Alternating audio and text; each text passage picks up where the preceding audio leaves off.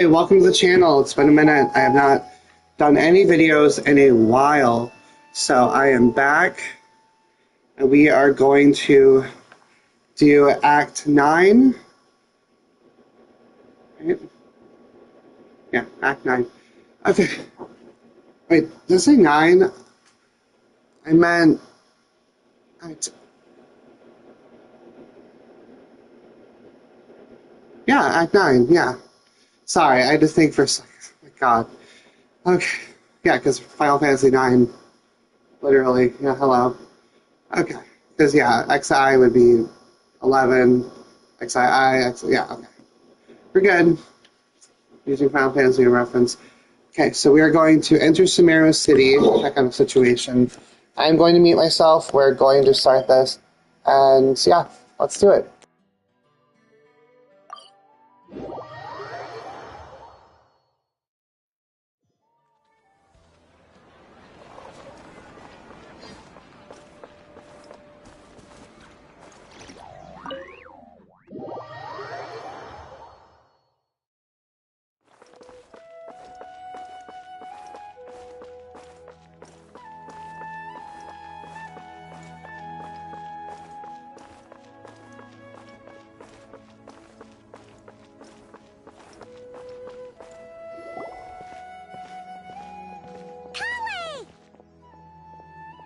Traveler! Paimon! Thank goodness! I'm so glad you made it! Of course! We won't let anything happen to you, Kale. So, what's going on in Sumeru City? Looks like lots of people are moving or something. Yeah, I was just gonna say.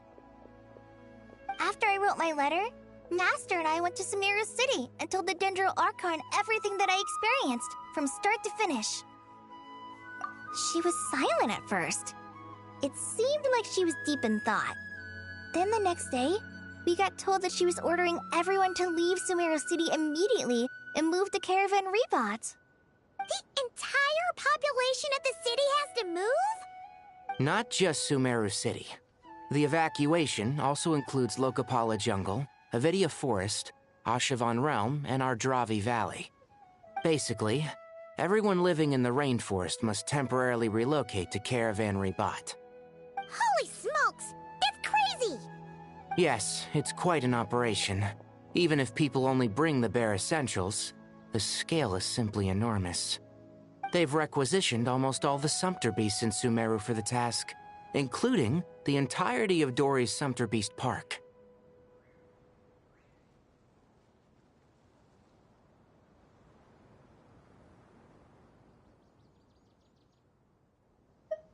The Dendro Archon said that what Kale experienced was not a dream, but a warning. After our meeting, she immediately summoned the 6 sages to analyze the situation and discuss countermeasures.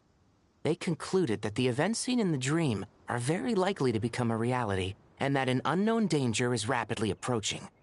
Oh, please keep that to yourself. We don't want to cause widespread panic. The official reason they've given is a large-scale renovation of the rainforest ecosystem. People are skeptical, but there haven't been any major incidents. So far, at least. The Dendro Archon seemed really worried when we spoke to her.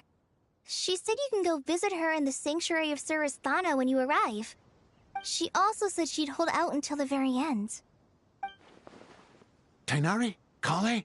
You got a minute? I need a hand here. One moment, I'll be right there. As a forest watcher, I've been tasked with assisting with the relocation work.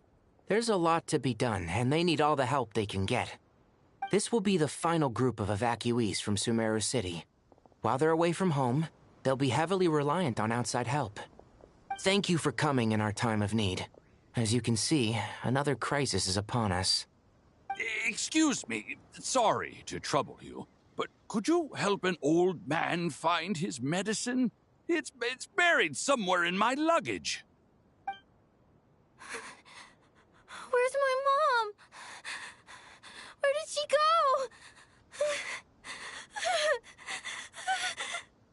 go? Don't worry. It'll be okay. Those items are worth a small fortune. Make sure you store them somewhere safe. You understand? I bet you thought you'd get away with this in the chaos, huh? Guess again. No petty thief gets past me.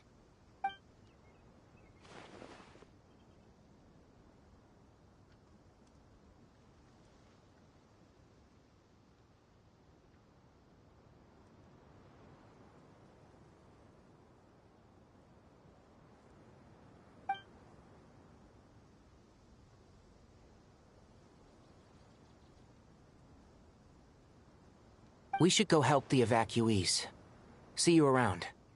I'm so glad that you believed me and came all this way to help. It means a lot. Please stay safe. Don't worry. We may not know exactly what's going on yet, but as long as we stick together, we'll find a way through this. Goodbye! Look after yourselves! Will do. See ya! Whew. Paimon's not sure how she found the words to comfort Kale because, honestly, she's kind of nervous herself. Let's head to the Sanctuary of Surasana and see Nahida.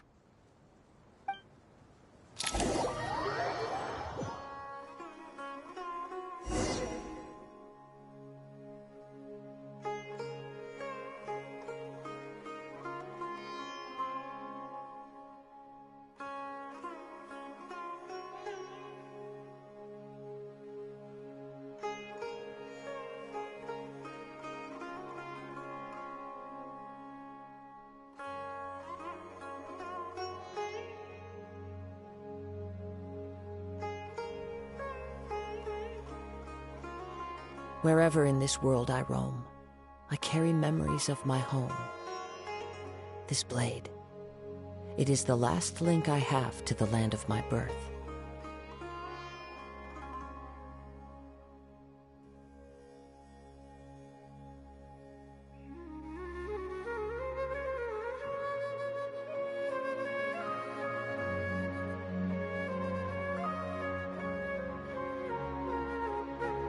There are leaves around, and I know just the tune to accompany them, if you wish to hear it.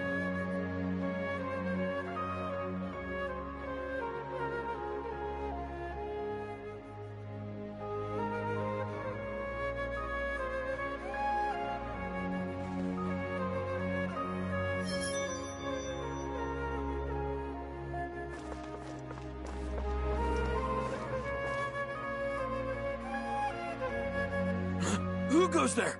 No unauthorized access to this place. By order of Mahamatra Sino. Are you blind? It's the Traveler and Paimon. Surely you've seen them before. Huh? Oh, so it is. I'm sorry, I haven't been sleeping well lately. My nerves are a little frayed.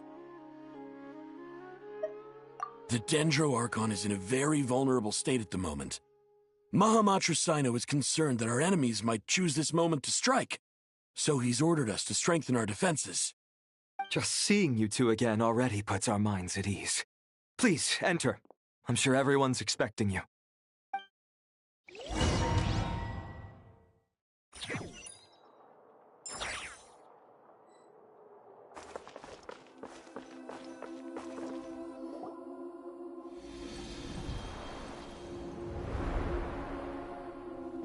Traveler, Paimon, you made it. Aha! Perfect timing. Reliable helpers like you are just what we need right now. Oh, it's good to see everyone again. Kawaii gave us a rough idea of what's going on, but we still have a lot of questions. What kind of danger is Sumeru City in exactly? And how come everyone has to move to Caravan Rebot? At this stage, we can't be certain. We're investigating, but no definitive answers yet. I take it that Kale told you about her strange dream? Yeah. Apparently, everyone in Sumeru City was acting super weird. Even you guys. It was like you'd all switched places. That's right. Kale and Tainari reported the situation to the Dendro Archon. She believes that it wasn't merely a dream, and that whatever it was has something to do with Irminsul. It's a reasonable inference. Only through Irminsul can people's memory and cognition be so significantly modified in such a short time. We don't know why Kali would dream of these things, nor who was trying to warn her. The Dendro Archon decided to connect to Irminsul to investigate more thoroughly. Irminsul is connected directly to the ley lines. The tree serves as a central hub where the ley lines converge, and its core function is to record and store the world's knowledge and memories. But something has gone awry, severely compromising the performance of this core function. Information is bottlenecking inside Irminsul, hampering the ley line's flow. If this continues, new information will languish unrecorded, with existing records thrown into disarray. In short, the souls of the dead will be stranded, while the living have their sense of reality warped. In the long run, Kale's dream could well become a reality. And that's just the beginning. There's no telling what other nightmares could end up coming true.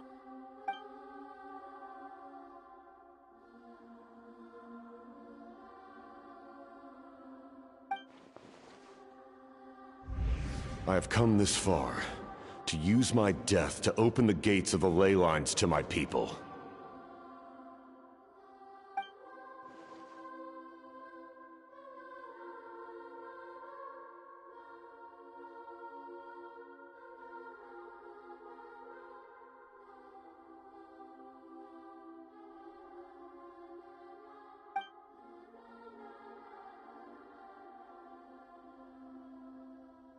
Faced with a growing backlog of information, the Dendro Archon decided to connect herself directly to Irminsul and take over the recording and processing function herself. But it is an almost impossible task. Individual brains aren't equipped to deal with the sheer volume of knowledge and memories involved. All that information flooding in at once would instantly fry any human mind. And for a god, even for a god, the suffering must be unimaginable. The Dendro Archon's power originates from Irminsul. Any issue with the tree itself takes a toll on her to begin with. On top of that, she's subjecting herself to the grueling task of processing all that data. It must be torture for her. And despite all of this, she is somehow finding the strength to investigate the Irminsul situation from within and send us her findings. I finished analyzing the latest data. Looks like our working theory was wrong. There's no signs of Irminsul having been attacked from the outside. So it's internal then? Some sort of disease, perhaps? No. I've spent half my life studying the ley lines. If Irminsul malfunctioned this easily, the world would have met its end long ago.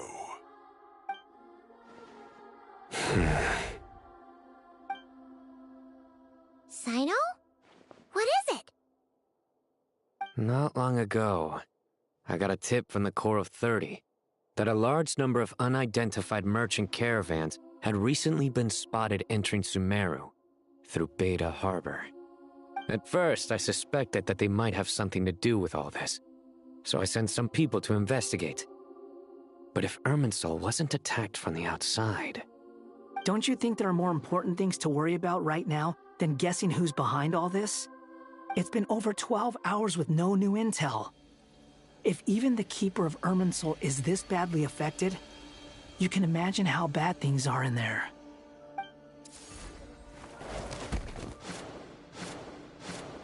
Dendro Archon.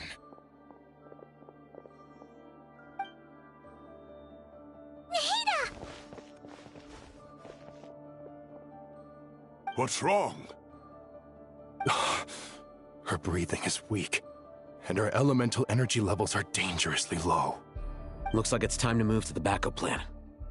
What's the backup plan? Get out of the city and take the Dendro Archon with us. The entrance to Irminsul is directly beneath the sanctuary of Surasthana. That means this is ground zero if anything goes wrong. The Dendro Archon has a very strong connection to Irminsul. But theoretically, this connection should grow weaker with distance. Under normal circumstances, she could unleash her full power here. But with Irminsul out of control, our first priority is to get her away from here. The situation is critical. There's no time to deliberate. Everyone in agreement? I'll deal with it. I'll also let the Matra and the Core of 30 know to start evacuating.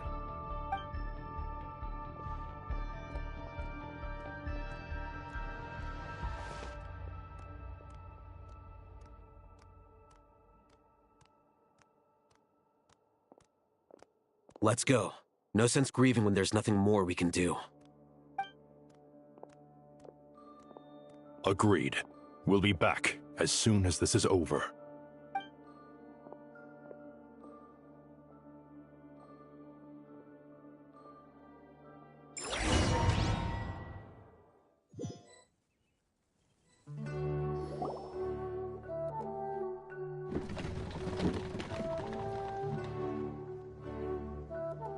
The last group of civilians has been safely evacuated. Dendro Archon's carriage will travel with them. Sino and Hat Guy will protect the convoy. With the Dendro Archon in a coma, we've lost our means of investigating the situation. And with Irminsul still deteriorating, we have no choice but to evacuate Zamero City. Feels as though we're being pushed along by an invisible hand. Stop moaning, Cyrus. We're the teachers here. We should be showing a little more confidence, don't you think? A wise judgment. Let's move out to Caravan Rebot.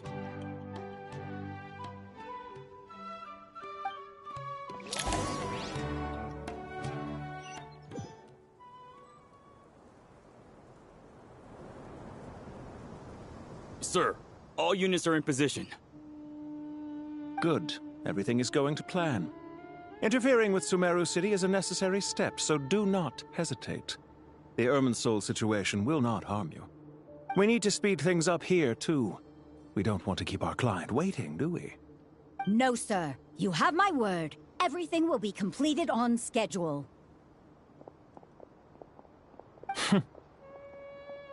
They say that fervent ambition attracts the favor of the gods, and with it, a vision. But we appear to be the exception. So, is our ambition not strong enough? Or does it threaten the very foundations of this world?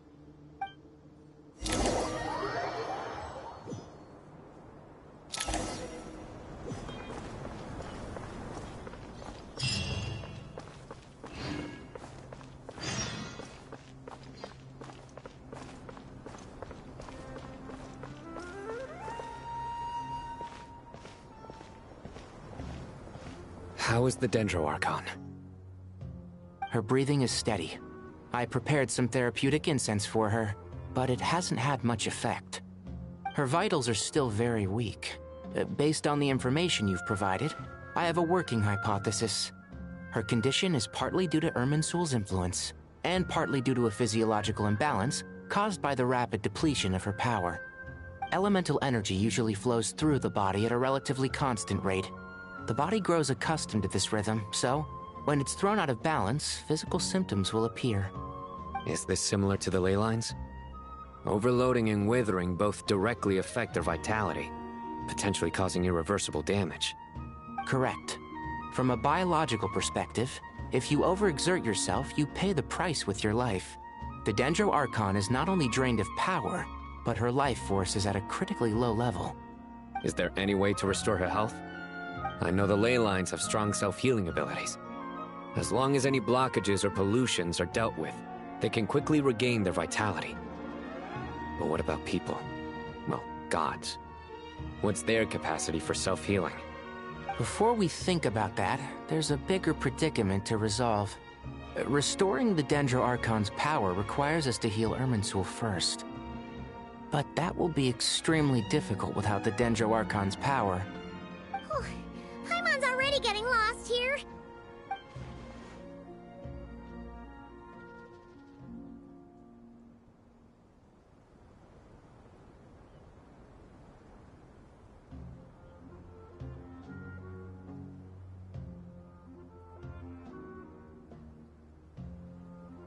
Master Tainari and Sino look so serious.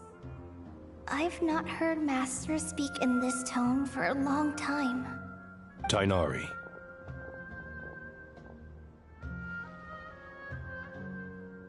Master Nephis, sages.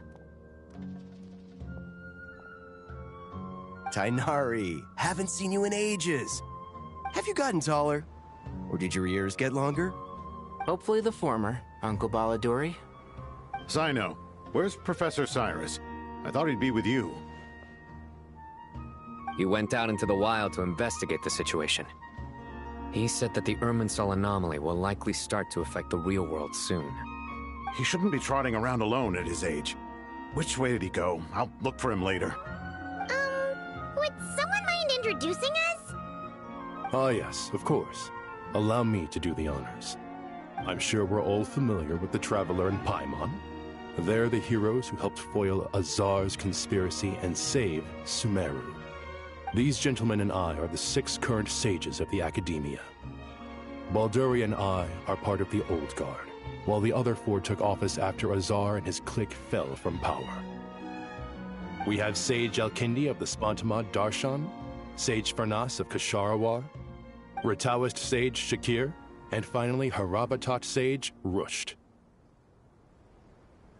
Nice to meet you all! I've heard much about you. Delighted to finally meet you in person.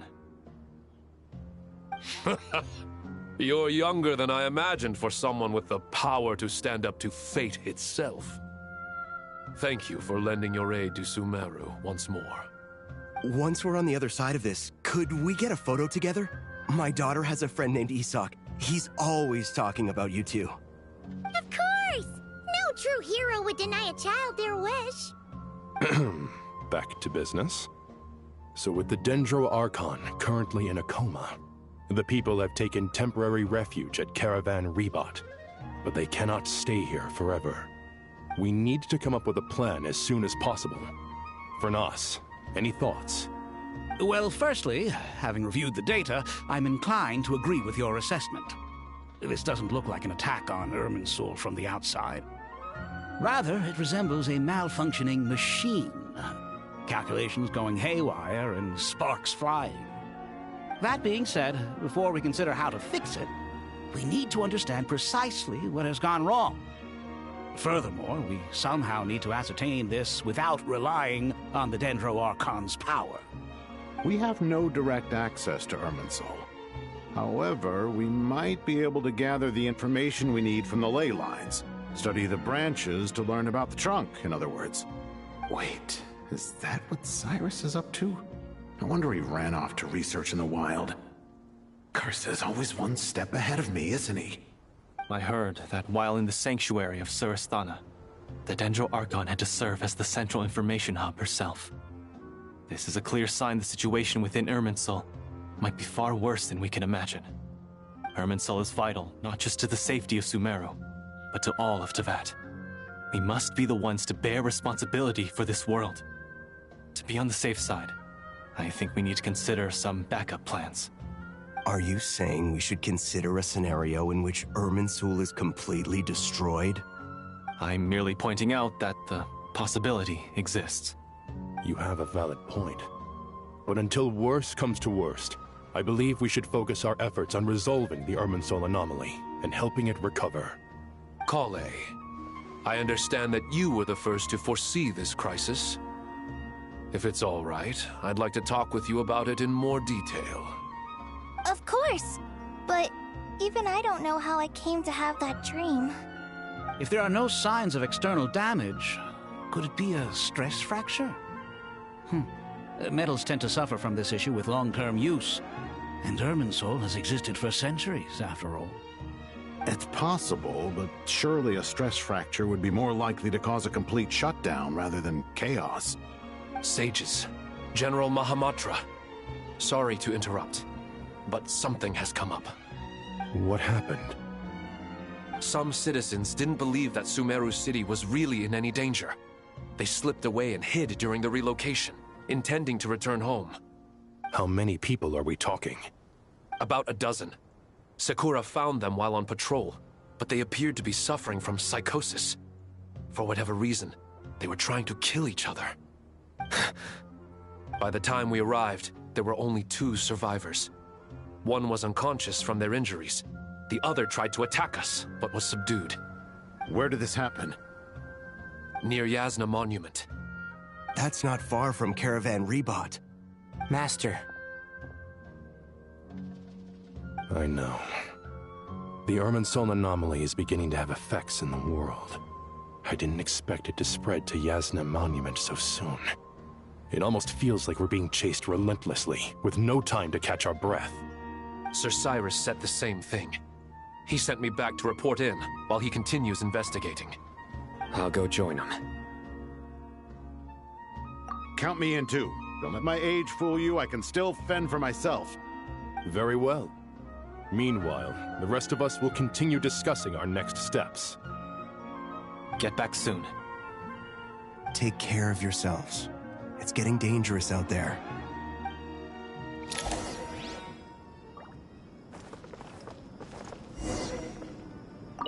I thought we'd be safer once we got to Caravan Rebot. If the Irminsul anomaly's sphere of influence continues to expand, our only option will be to move into the desert. To Aru Village? We should check if they can accommodate so many people. Essential supplies will also become an issue. We were only able to relocate here so quickly because Caravan Rebot is well stocked. If we move to the desert, we'll need to carefully calculate how much food and water to bring. Don't be nervous, Kale. I just wanted to ask, have you ever had similar dreams to this one before? Similar how? Dreams so vivid, they seem real. Filled with strange or dangerous things that you cannot explain. Let me think. There was one time, I don't remember it very clearly, but I saw fire. Fire? Yeah. I wish I could give you more details, but all I remember is fire everywhere. From the sky to the ground, everything was burning. The heat was unbearable, and ashes were blowing in the wind. I doubt this dream was a mere coincidence. Perhaps it was some kind of prophecy? And yet, you've never studied astrology. I'm at a loss to explain it.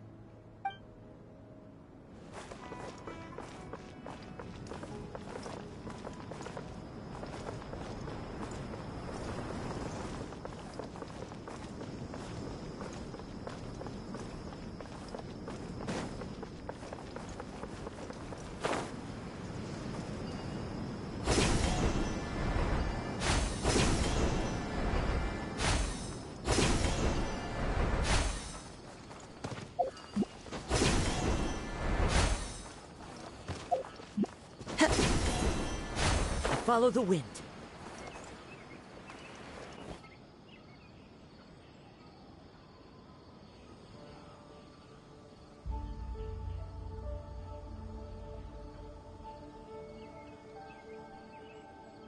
Please, don't go any further. As you get closer to Sumeru City, there's no knowing what dangers you might encounter. So this is our mentally disturbed man? I'm going to gut you all!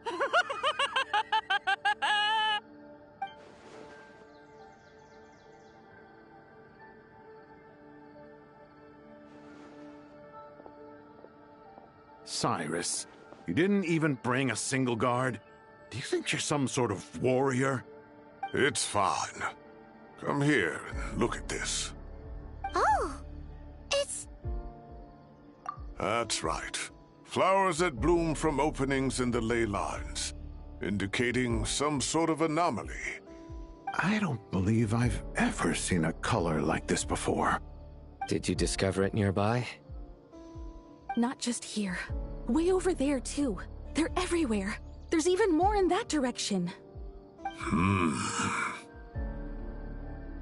How did you ascertain the situation further ahead? Didn't you just say that we can't go beyond this point? Yes. This area is relatively safe so far, but if you continue forward, delusions will start afflicting your mind. However, some vision-bearing mercenaries were able to maintain their sanity a little better. They're the ones who brought back news from further afield. Sino, do you remember the class I taught on dissecting ley line blossoms? I do, Professor. I received full marks in that course. Good. After all these years, it's time to put that knowledge into practice. There must be anomalous information hidden within these blossoms. Alkindi, I'll need your help as well. Been a while since we worked on a project together, hasn't it? Sure has. Well, what are we waiting for? Let's get to work. Anything we can do to help?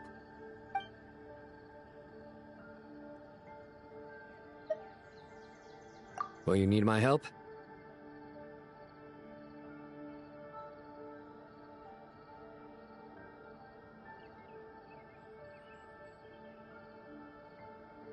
All right, well, don't go too far. There's too many unknowns at this stage. Let's regroup at Caravan Rebot later. Don't worry if you don't show up. I'll come and find you.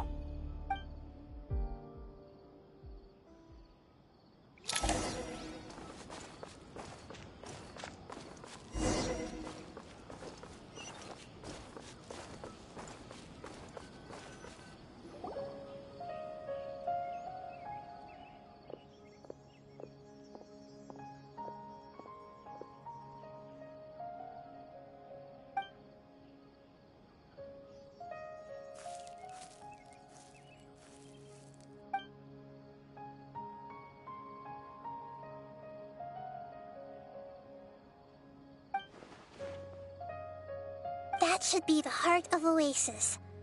All we need to do is light it with the fire seed, and it'll restore a pep with elemental power. The damage it suffered internally will also slowly begin to heal.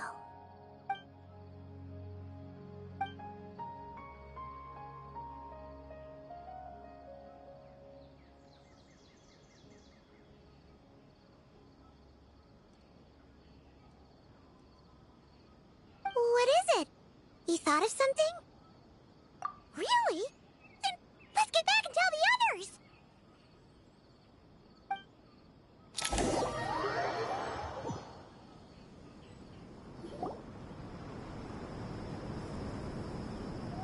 Whew.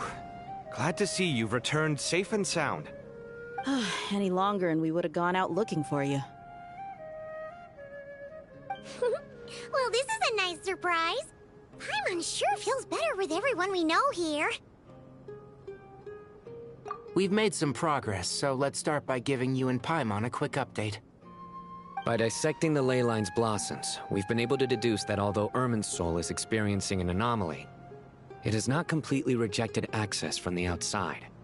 The Dendro Archon has the power to connect to Irminsul, but there's also another way. I assume you recall the devices everyone was wearing when you first arrived in Sumeru? Devices? Oh, wait. You mean... The Akasha terminals? That's right. Of course! It's been so long, Paimon almost forgot all about the Akasha. Wasn't it shut down, though? Yes, but although the system isn't currently operational, the technological infrastructure is all still there. And it turns out that a certain someone gets so bored at work that he's actually read through every single one of the instruction manuals. No prizes for guessing who that was. If praising others is that embarrassing for you, you can simply spare yourself the ordeal. As much as it pains me to say anything nice about him, there's no denying his intelligence. He rarely forgets anything he's read. The Akasha is exactly what Sumeru needs at this moment. Between us, we should have all the knowledge and expertise we need to get it up and running again. But if I recall correctly, doesn't the Akasha need a Gnosis to function? That's exactly right. The Akasha relies on the Gnosis as a power source, and in its absence, we'll need to find an alternative. To tackle this problem, it looks like we'll be relocating once again. Namely, to the Temple of Silence. Ring any bells? It's the only major institution in Sumeru dedicated to preserving the knowledge of King Deshret's civilization. You might find the answers you're looking for hiding there. I agree. There's a good chance. Master Nephis and the other sages have discussed it. As the chaos from Irminsul continues to spread, Caravan Rebot won't be a safe haven for much longer. We have to move into the desert next. The scholars and sages will head to the Temple of Silence, while the civilian population seeks refuge in Aru village. The Eremites will keep everyone safe during the journey, and Candace will be there to receive us at the village. This leaves us just one thing to worry about. That Dendro Archon. She's very weak. We can't afford to wait until Irminsul is fixed. There has to be another way to help her. Huh. Well, luckily, the Traveler had a eureka moment while we were out investigating. Really? Wow, nice one, Traveler. Let's hear it. What say our Amorta experts? Theoretically, it's feasible. From what you're saying, although elemental life and elemental energy have their differences, the Dendro Archon has explicitly stated that she can imitate the power of the former. In which case, as long as Apep is willing, she should be able to convert her own power into a form that the Archon can use. It wouldn't be difficult for her at all. The only problem is convincing her to help. Yeah! Even though she wasn't exactly friendly the last time we met, she didn't refuse to talk with us. When she realizes the danger that Nihida is in, surely she won't turn a blind eye to it. Well, hopefully not. Either way, we're not exactly spoiled for choice here. Hey, it's better than having no options at all. I agree. Without Irminsul's aid, the legendary Dendro Dragon Apep may well be the only living thing in Sumeru who can help our Archon recover her power. There's no time to lose. I'll bring this proposal to Master right away. If he and the other sages agree, we'll split into 3 teams. The academics will go to the Temple of Silence to look for a solution to the Akasha problem. The Eremites will escort the civilians safely to Aru village, and the Traveler and Paimon will take the Dendro Archon to see Apep. There's still a long road ahead, and no knowing if we'll make it. But at least we have a direction now. I'll take it over floundering around in confusion. If there are no objections, then let's proceed. But before we adjourn, I would like to leave you all with some parting words. No matter the distance between us, there will always be an invisible force tying us together. May the bonds forged in the past shine bright like stars and open a new path before our feet. Huh. Is that from King of Invocations? No. This one's from King of Invocations, the sequel. What's the difference? The sequel's much cooler. Couldn't agree more. Well, it was very apropos. Once this is all over, I'll give everyone a copy of King of Invocations and the sequel to show my gratitude. Come on, let's get moving.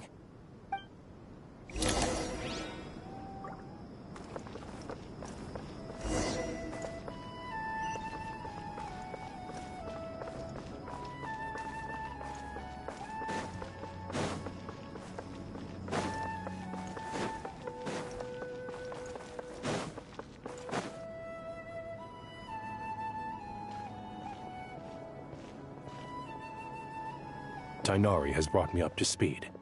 I approve of your plan of action, but we can't proceed with everything right away. The people need to rest. For many of them, this will be their first time in the desert, so we'll need to find additional personnel to help escort them. You two, please go on ahead with the Dendro Archon. Let's rendezvous at the Temple of Silence later. No problem. We got this. Words can't express my gratitude, so let me just say, I hope everything goes smoothly for all of us. Goodbye for now. All right, let's get going. If Paimon remembers correctly, the last time we saw Apep was in... Traveler, Paimon. Could I borrow you guys for a moment? It'll only take a second. Kale, What's the matter? Well, the thing is, Master Tainari once told me, after you raise a problem, you should think about how to resolve it. But ever since I had that dream, I feel like I haven't been of any help at all. I tried my best to keep up with the conversation, but there was so much new information, I couldn't take it all in. So, I just wanted to ask, do you have any tips for me there? Huh, Paimon knows exactly how you feel. But fear not, everything you need to know is right here in Paimon's notes. Sumeru chapter! It's got tons of info about all the things we've seen and heard on our adventures. Some parts are a little simplified, but hopefully it all makes sense. You see? Being the greatest guide in Tibet isn't just a fancy title. It takes a lot of hard work. Paimon doesn't always understand the things you're talking about with other people. Whenever that happens, she notes down the confusing parts and goes over them in her own time. This is perfect. Could I borrow it? Sure. Matter of fact, you can keep it if you want. Paimon has another copy. The spare copy was originally meant for the Traveler. Paimon used to worry that one day he might not need a guide anymore, so she wanted to have a gift for him, in case we ever parted ways. But it doesn't seem so necessary nowadays. We have so many more places to see together. One copy will be enough for both of us. Thank you so much. But still, these are your treasured memories. I think I'll make my own copy and then return the original to you. Anyway, that was all. I won't keep you any longer. Have a safe trip. See you again soon. See ya! Alright, time to bring the Hida to see a Pep. Let's hope that old grouch is in a negotiating mood.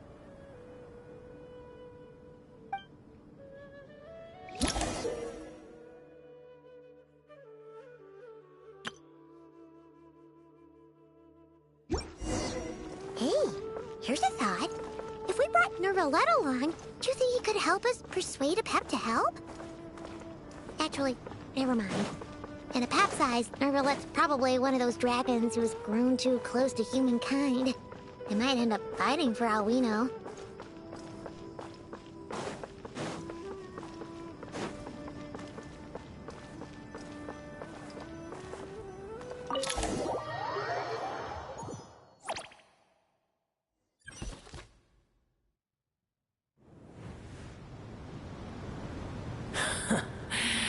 I had a feeling your kind might come calling.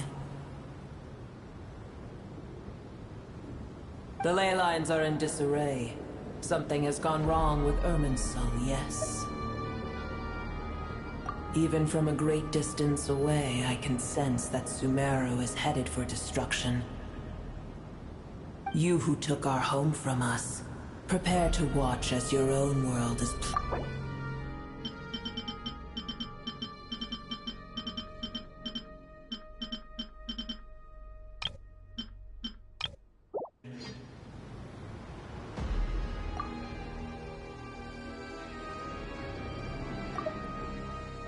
You who took our home from us, prepare to watch as your own world is plunged into oblivion. Oh, how the cycle of history comes to a poetic conclusion.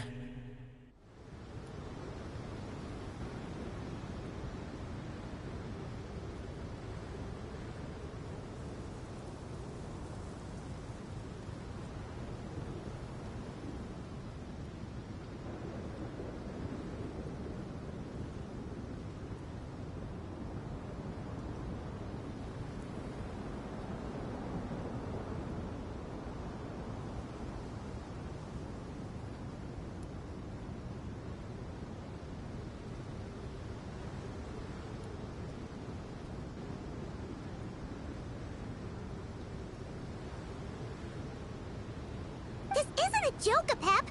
Nahida's in grave danger. Can you please help her? Is she now? Then do explain. For what reason should I lend Boer my assistance?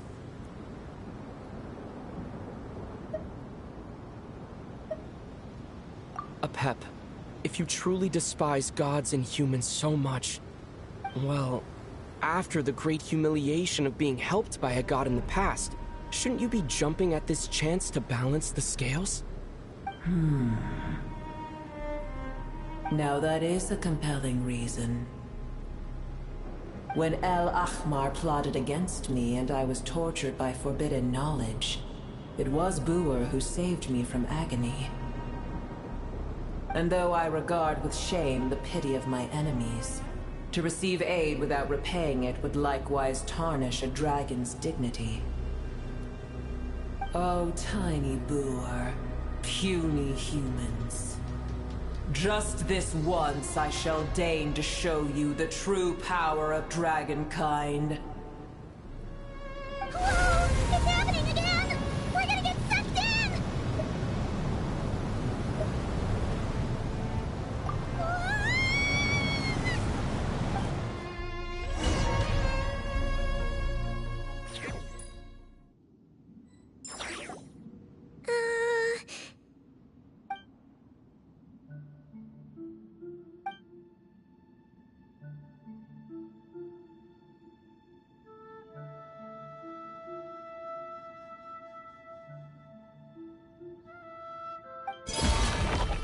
It is done. The heart of Oasis is supplying her with life force as we speak. It shall not be long before she recovers. But I should warn you. Buer's existence is closely intertwined with Irminsul. Unless the issues plaguing it are resolved, she will never completely recover her former strength. Thank you. Spare me your words of gratitude. You may also spare me your feigned concern.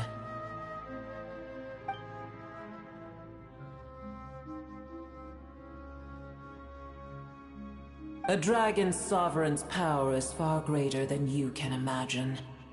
While I was indeed weakened when the heart of Oasis ran dry, providing tiny Buer with a morsel of my life force shall have little consequence for me. Oh, good to hear.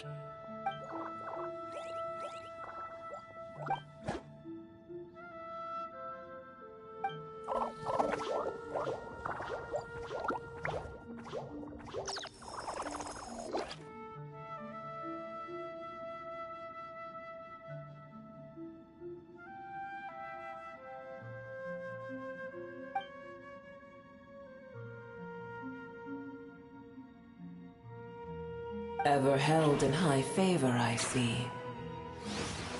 Oh, well, The compliment was sincere. Simply accept it.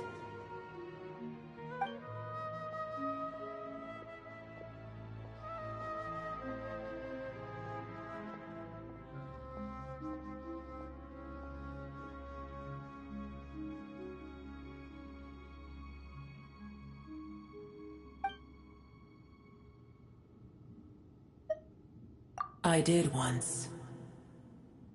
That tree was not planted by the heavenly principles. Irminsul existed before they ever arrived in Tevat. What? There was a time when it belonged to Tevat, to dragonkind. Its appearance and function then differed greatly from today. The ley lines flowed with an abundance of a familiar, primitive form of elemental energy. You may know it as the power of the Light Realm. The heavenly principles usurped and refashioned Irminsul, made it serve humanity, and used it to anchor the fate of the world. Yet in the end, humanity has failed to protect it. Heavenly principles, God of gods. It makes me sick. The enmity between your kind and mine can never be bridged.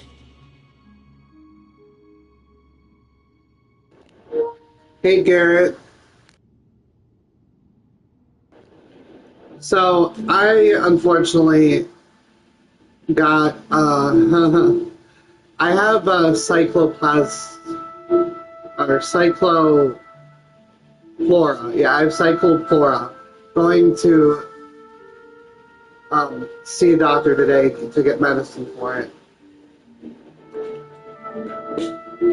I'm not having a great time right now, but I'll get through it. Don't eat lettuce, anyone. Do not eat lettuce right now. Don't eat any produce. Avoid produce like it's the plague.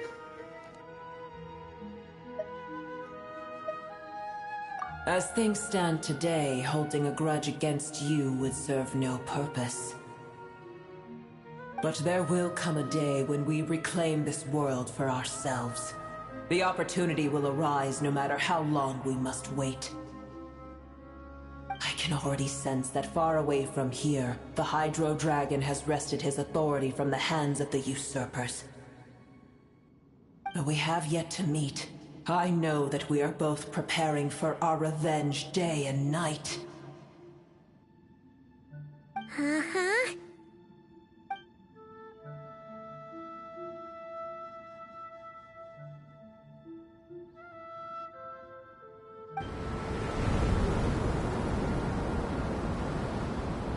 I hear a great disturbance out there. Huh? What is it? Sandstorms come. The Jinn. I see. Another calamity approaches. You both seem restless. Let us part ways here. Boer is safe with me.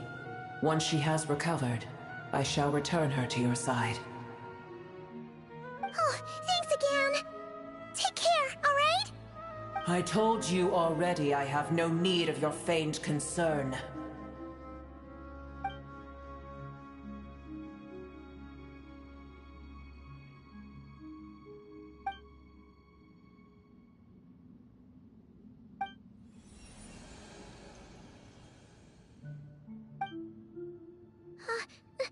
Nahida? You're awake! Are you okay? Cease your interrogation. Yes, she awoke for a brief moment, but she has now lost consciousness again. Take it. We shall talk more at another time.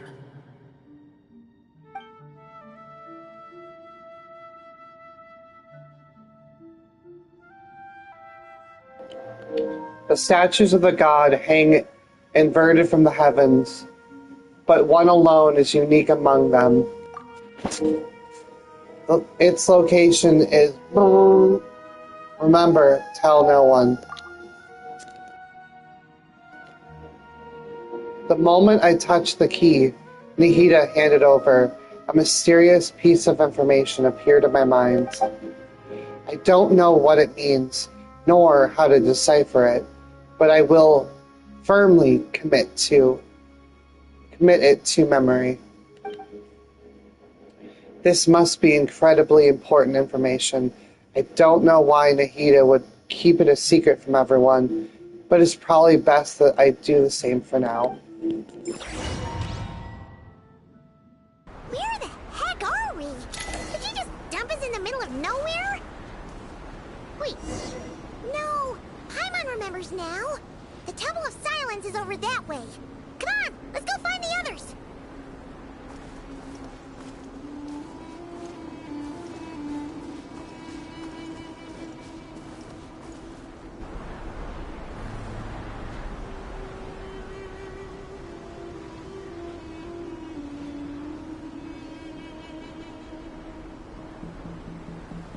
There's no need for everyone to stay here. I'll protect the sages. The rest of you, return to Aru village. Yes, Mahamatra Sino.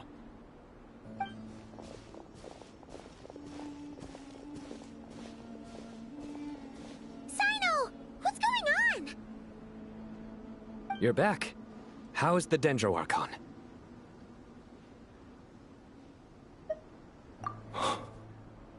What a relief. It's the Jinn. Countless Jinn have stirred up violent sandstorms across the desert, blocking our path to the Temple of Silence. Tainari and Kale have returned to Aru village to help. The Jinn are being highly aggressive, so both the village and the merchant caravans require protection. It's just one thing after another. Where did all of them come from anyway? In all my trips to the desert, I've never seen anything like this before. As I see it, the only possible candidate is Gurabad. Gurabad? Baladuri could explain in more detail if he were here. All I know is a rumor I've heard about from previous trips to the desert. Supposedly, a great number of dormant Jinn lie sealed beneath that city.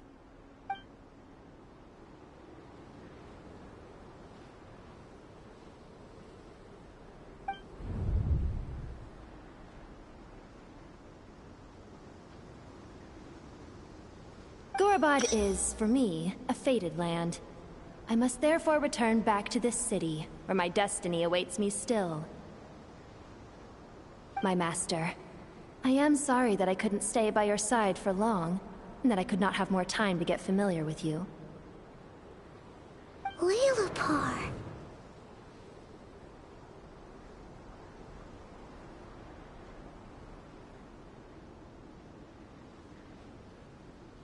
Yeah, we once said goodbye to a friend there. Well, maybe not a friend exactly, but someone we met on the road anyway. She was a strange bottle. If we can find a way to wake her up, maybe she can help solve the situation in Gurabad. Well, be careful. You may find there's more than just the Jinn to worry about. You mean, there are other dangers in Gurabad? It's a sensible assumption to make. The moment we arrived in Caravan Rebad, the Irminsul anomaly started spreading in that direction. Now we've moved to the desert, and suddenly we're plagued by Jinn and sandstorms. To call it a coincidence would be a stretch. Don't worry, we've gotten a lot stronger since our last stint in Sumeru.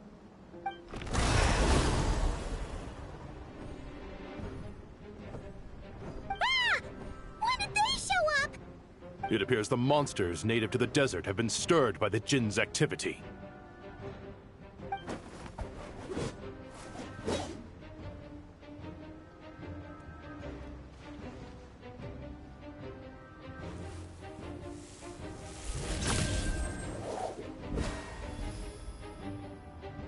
You should get going. We'll take care of things here.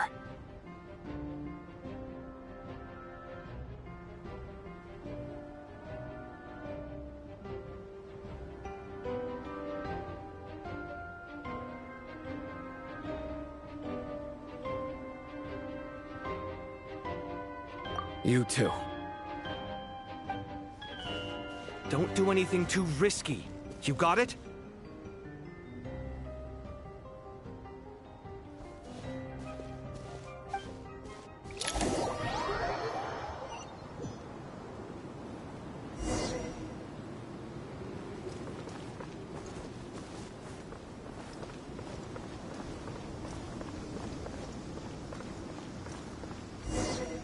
The Jinn are swarming out of Gurabad!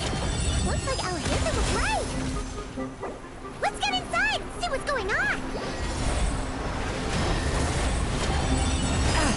That hurts!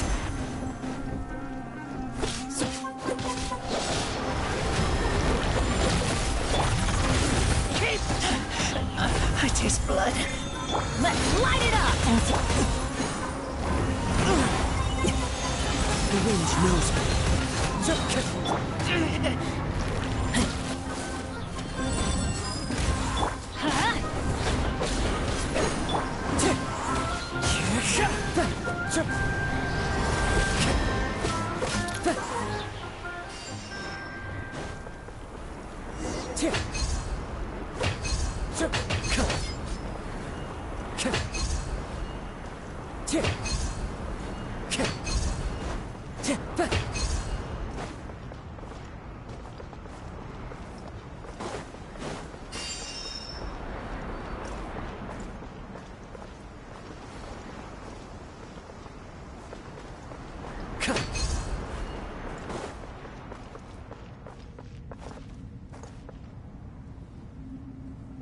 I'll be right back.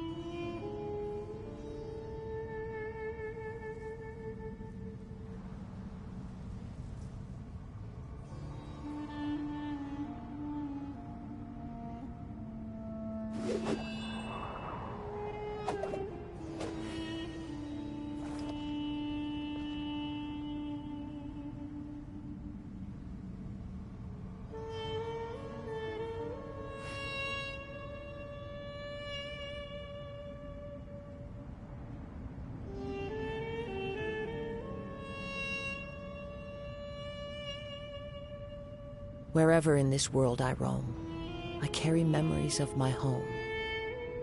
This blade, it is the last link I have to the land of my birth.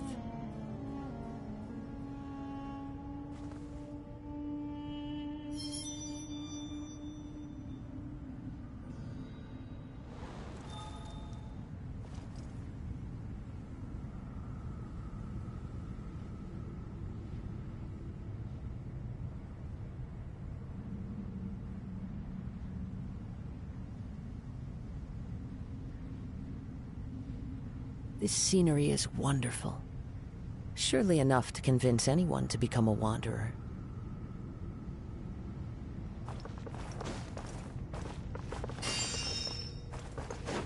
Time to go.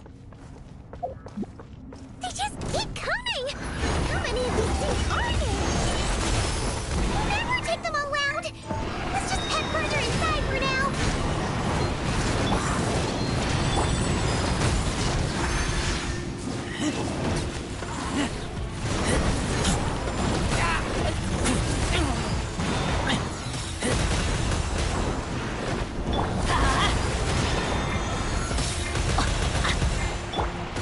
One with nature.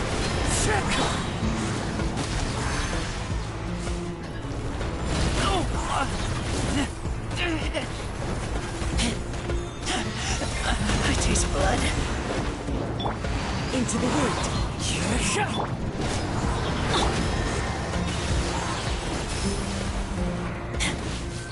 Let's light it up!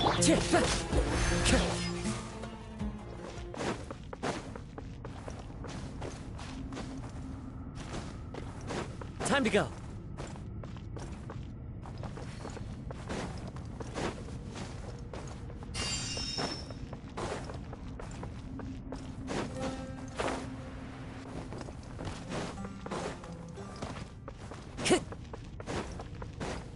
Target spotted!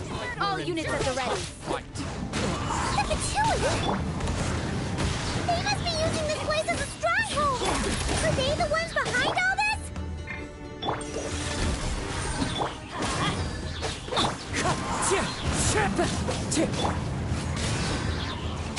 Didn't take too long.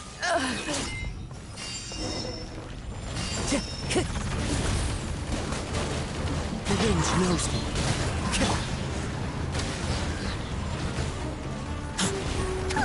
Fighting Jin with one hand and Fatui with the other? Pure chaos! Into the wind.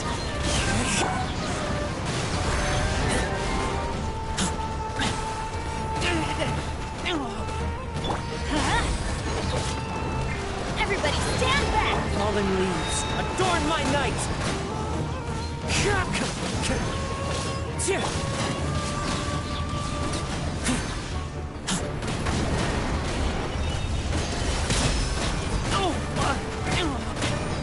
Wind strike.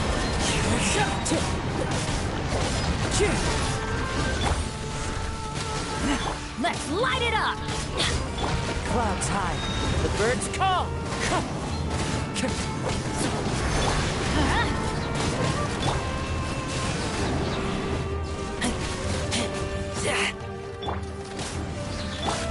The wind knows me.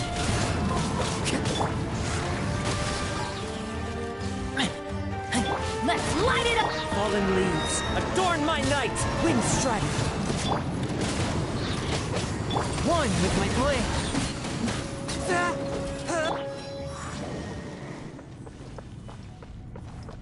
Time to go.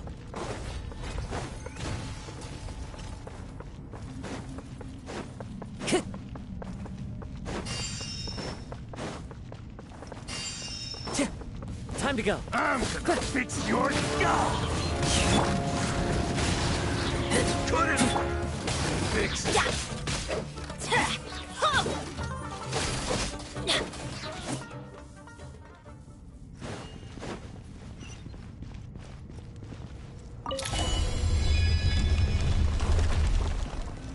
You see that strange machine? Paimon has a sneaking suspicion that that's the thing wrecking Gurabad and setting all those dangerous Jin free!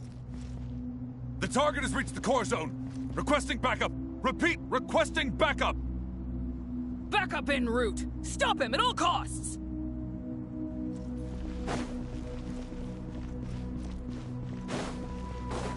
Off we go! Adventure time!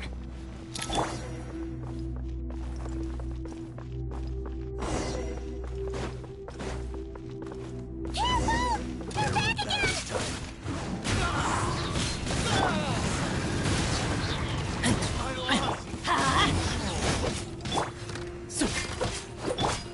Why do they never miss? Let's light it up!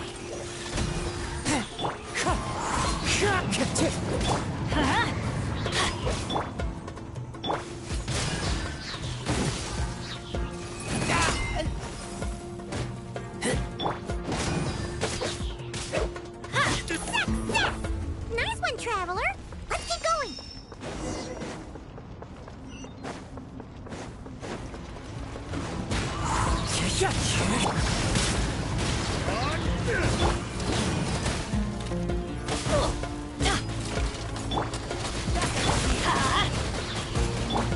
One with nature.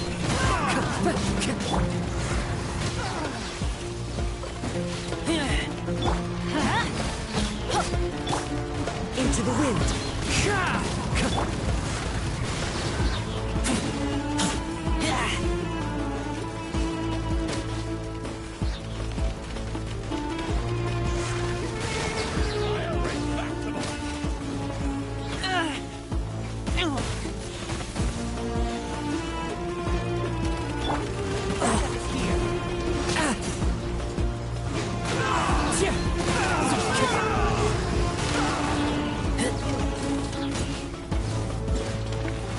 Clouds high. The birds call. Teamwork is dreamwork!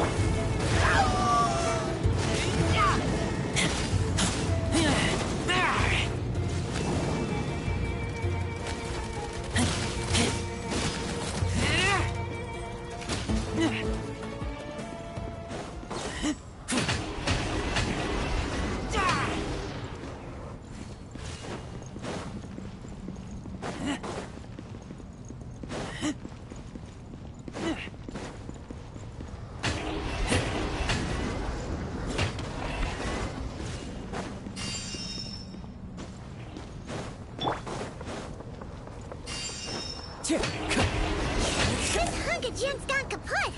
Now we can finally... It seems my subordinates failed to stop you in your tracks. Apologies, sir. There is no need to apologize.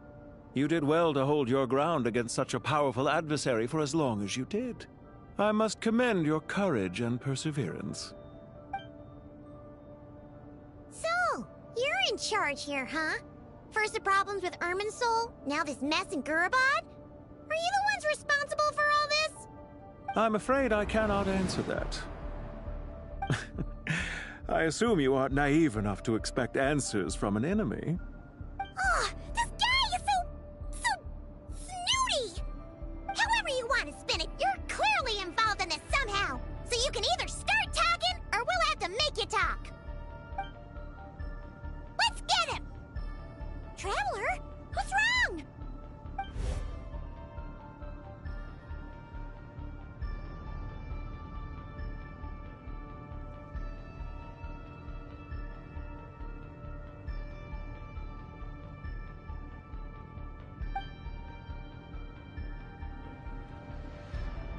You're remarkably calm. Some would act more rashly upon finding the ringleader all alone. But you keep your cool. Even as your enemy, I must applaud you. Did you show yourself just to say that? Is this you trying to take back control of the conversation? Unfortunately, I really don't have anything to say to you. I am here merely to indulge my own curiosity. Your names are well known among the Fatui. Naturally, I wanted to observe you up close while I had the chance. Hey! Don't treat us like we're some kind of exotic animals in a zoo!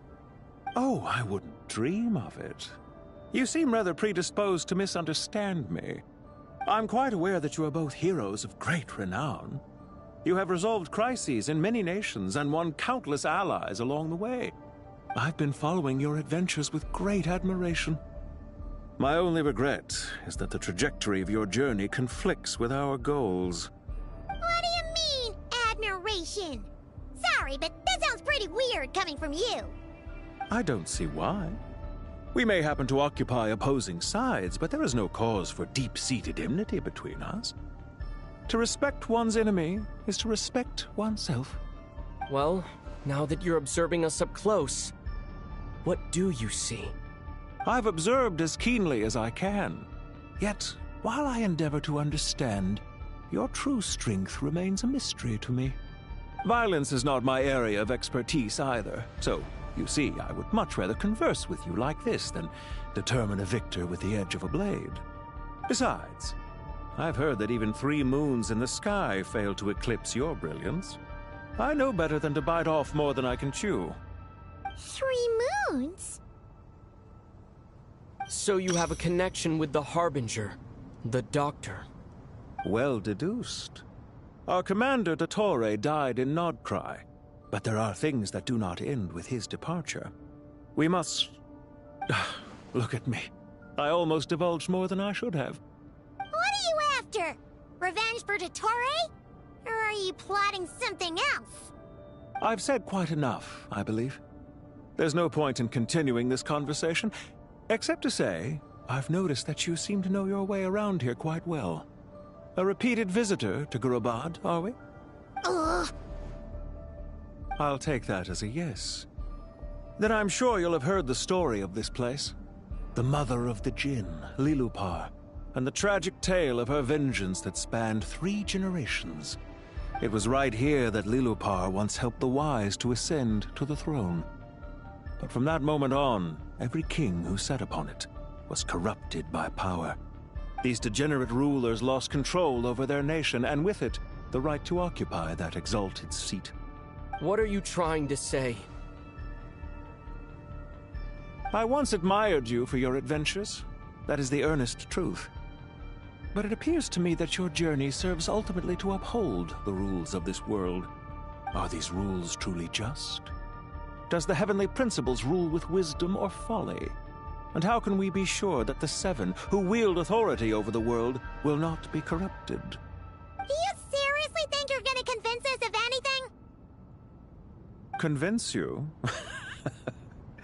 I'm sure my commander already tried that. Why would I waste my breath doing the same? If a few words from a stranger were enough to make someone completely change their stance, it would only prove that they never had a firm will to begin with. I am merely stating my position, so that we might understand each other better. One's enemy in the present may not necessarily be an enemy for life. As for what game I'm playing here, I'm simply buying some time. But now I must bid you farewell.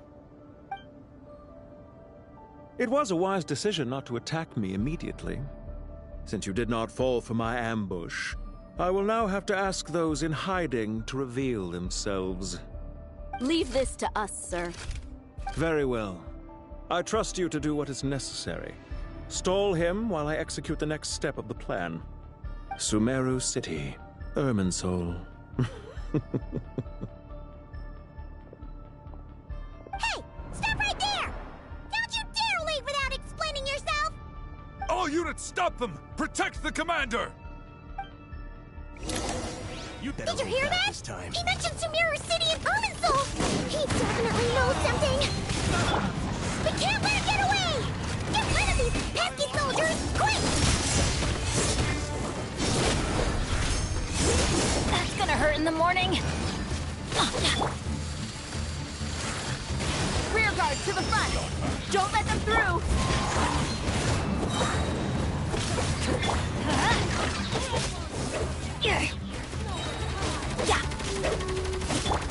Into the wind. Get that thing in position!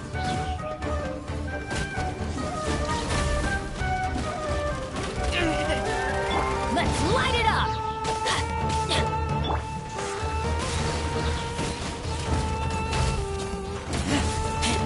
Hold on! Just a little longer! wind knows me.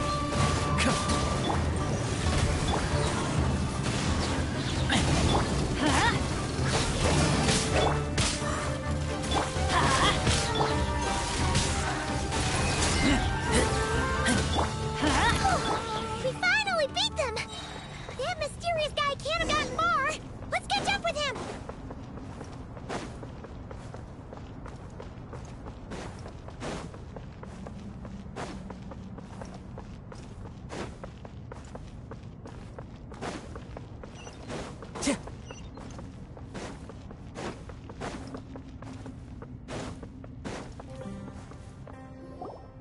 Found him! Over here! You're very persistent. Hey, you! Stop running and explain yourself! What are you trying to...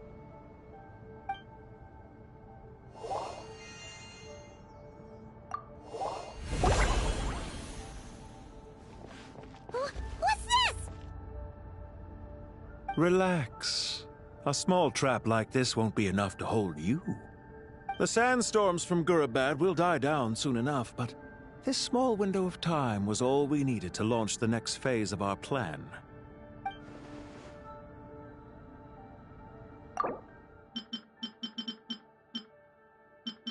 Be discouraged. I knew that someone would come here eventually, so I planned ahead.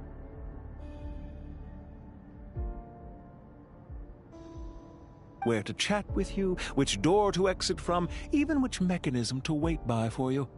I thought through every detail. You, meanwhile, know nothing of who I am. So far, you've only heard my voice, and for all you know, it may not even be real. But not to worry. This is only our first meeting. It shan't be our last. Just answer me one last question. Why do you continue to follow Dottore? He has conducted countless cruel experiments, even on his subordinates. Follow isn't quite the right word. Let's just say even those you see as villains have their friends, even if they aren't the most sincere of friendships. When any set of rules is established, there will be those who benefit and those who lose out. People will do anything to justify what they have gained or escape from the hardship imposed upon them. Neither he nor I are tolerated by the rules of this world. We were both searching for a new order. Our ideas of the final form that should take may have differed, but our journeys took a shared path. Goodbye, Traveler and Paimon. I wish you a timely escape, albeit not too soon. I will need a little more time to prepare, after all. Hey! Come back! Wait, this dark wall. We've seen these on our adventures before. It swallows people up! Oh, I'm sorry. She shouldn't have jumped the gun! Oh, okay. He may have fooled us this time, but we'll get it back!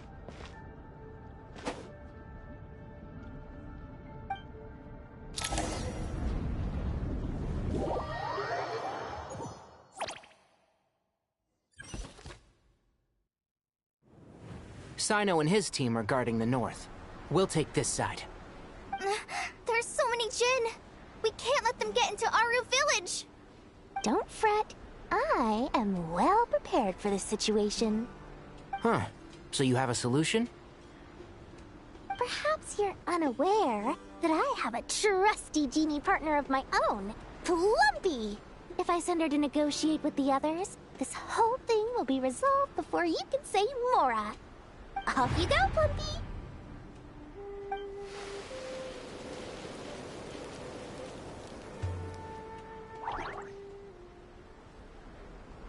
Come on, what's the holdup?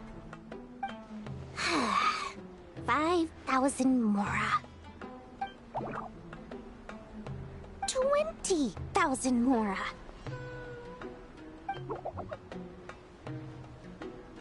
100,000 Mora. Final offer. Ah, so she's a hired partner.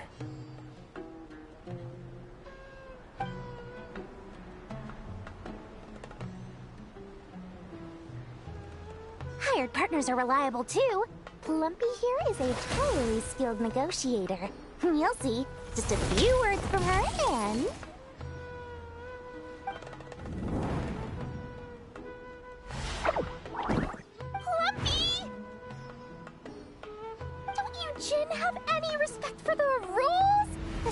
to be a negotiation! How dare you treat my messenger like this? You wanna play rough? Two can play at that game!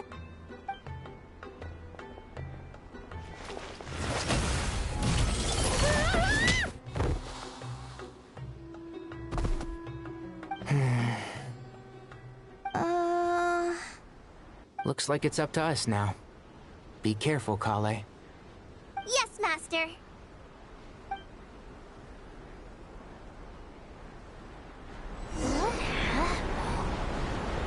How did I pass out? Never mind. Lumpy, it's time for revenge. You know, this reminds me of when you first arrived in a video forest. You were trying to help a child retrieve a lost toy when you stumbled upon Spinal Crocodile territory by mistake. Yeah, I remember. Our first time fighting side by side. Fighting side by side? I seem to recall swooping in to rescue you with a team of forest rangers. Please stop.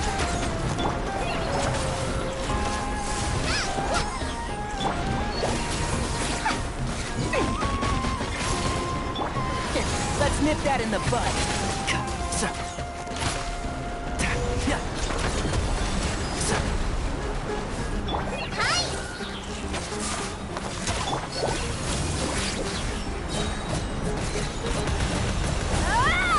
Here it's the goods.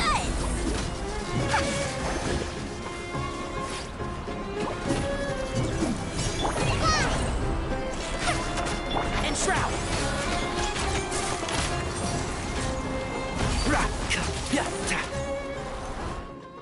There's too many of them! I can't believe I used 12 rare items in one battle!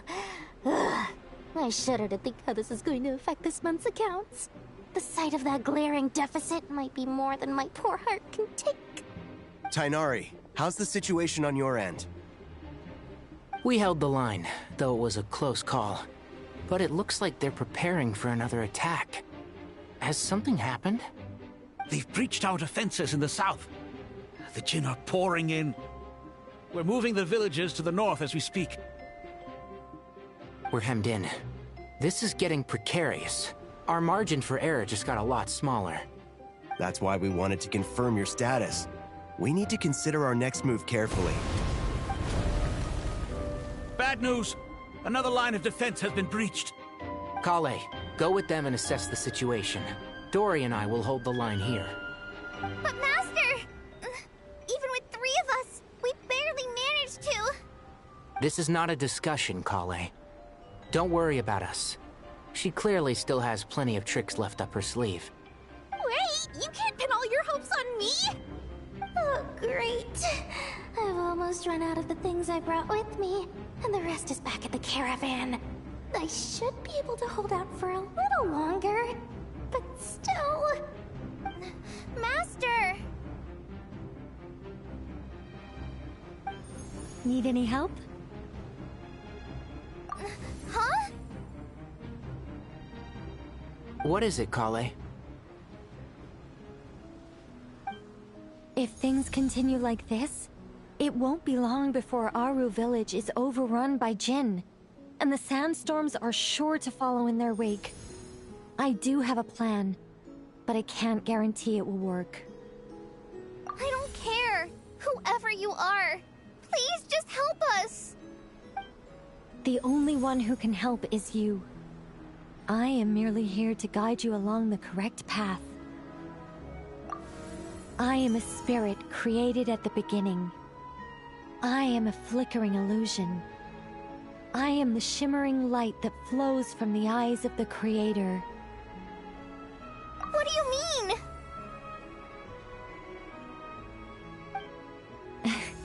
It doesn't matter. You don't need to understand it. Just repeat after me, one line at a time. Watch out! Jinn incoming! I am a spirit created at the beginning.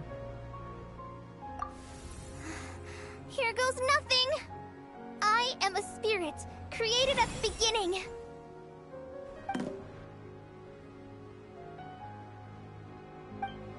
I am a flickering illusion. I am a flickering illusion.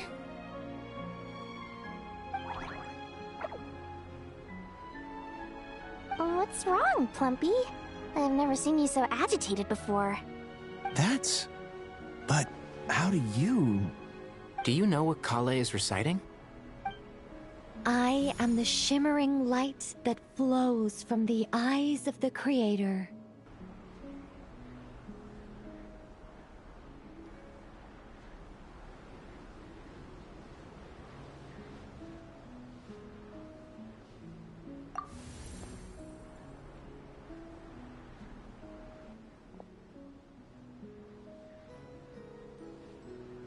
I am the shimmering light that flows from the eyes of the Creator!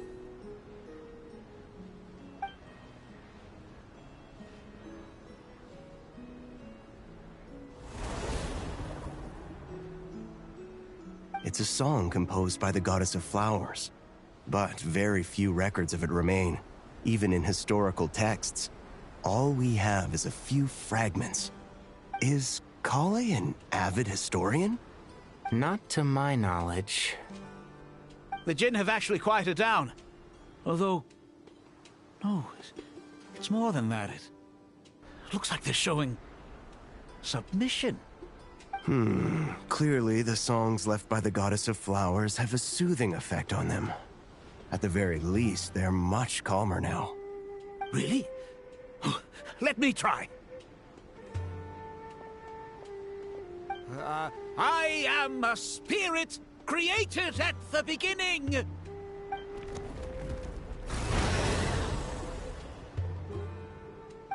Don't stay away. I'll stop. I'll stop. It seems like the song only works when Kale recites it. But why? Kale.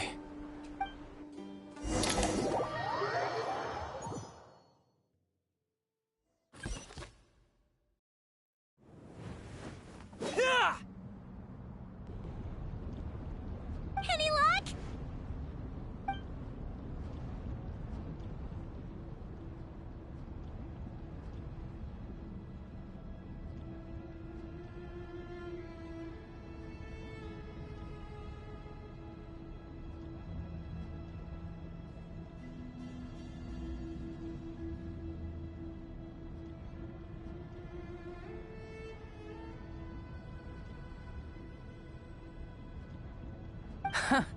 When I heard that loud rumbling in the distance, I thought the shifting sands had bust open the gates to some ancient treasure vault.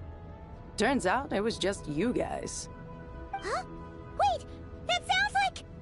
It's been a long while. Did you miss me?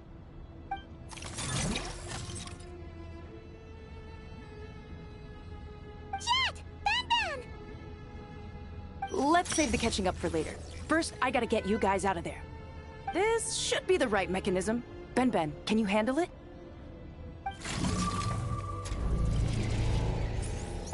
There we go.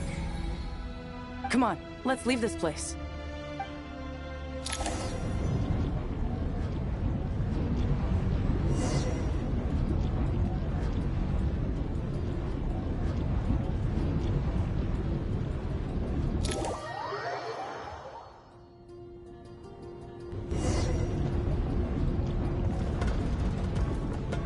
Time to go.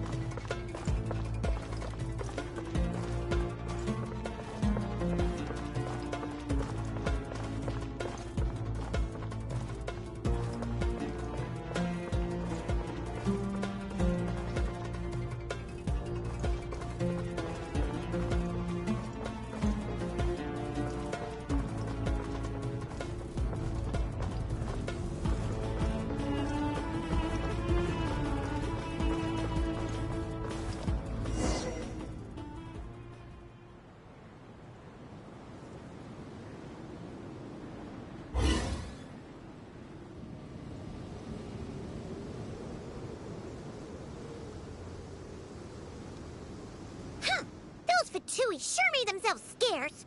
It's like they were never here.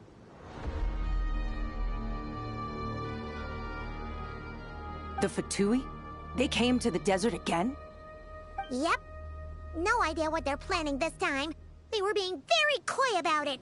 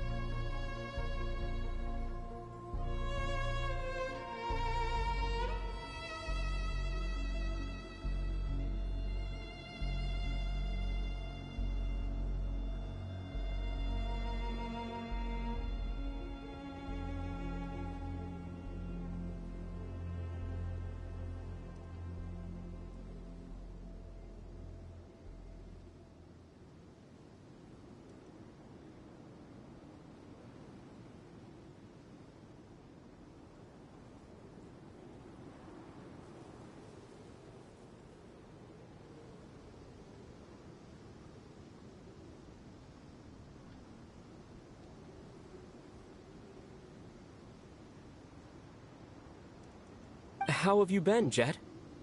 Well, since we last met, I've started my own band of mercs. We've actually made quite a name for ourselves. Oh, yeah. On a slightly different note, I have some good news. I finally took care of Masaira. Not much to write home about. It was just another day. Found his hideout. Dragged him out of his cozy little bed. He tried to talk me into seeing his point of view, as usual. But I'm way past that by now. There was nothing he could say to save his life.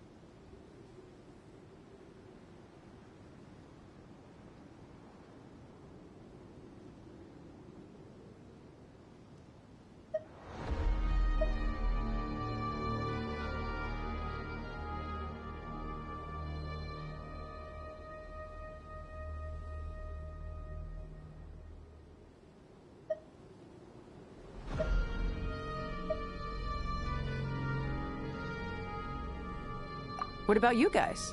Bet you'd forgotten all about me and Ben, huh? Of course not! We're super duper best friends! Wow. Sounds like I should make time to visit some other nations too. Anyway, what brings you to Gurabad? Oh, right. Paimon almost forgot. We're here to look for Lilupar. Oh, that bottle? Yeah! We need her power to calm the Jinn and stop the sandstorms. Here's hoping we actually manage to find her, after all the trouble we've been through. Surely with everything's been going on in Gurabad, she must have woken up, right? Only one way to find out.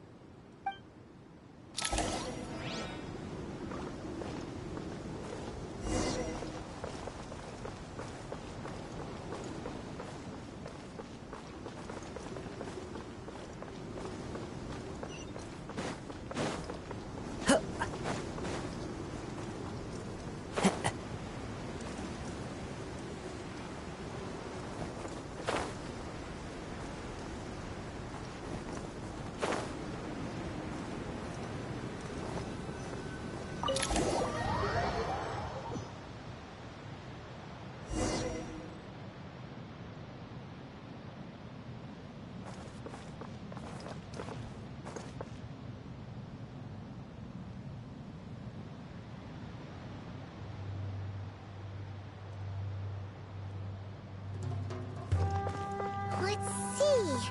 She should be around here somewhere. Aha! Found her!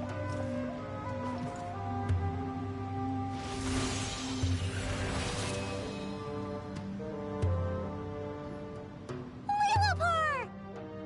What a long dream that was. It's been a while, my master. Oh, and you're here too, little wildcat.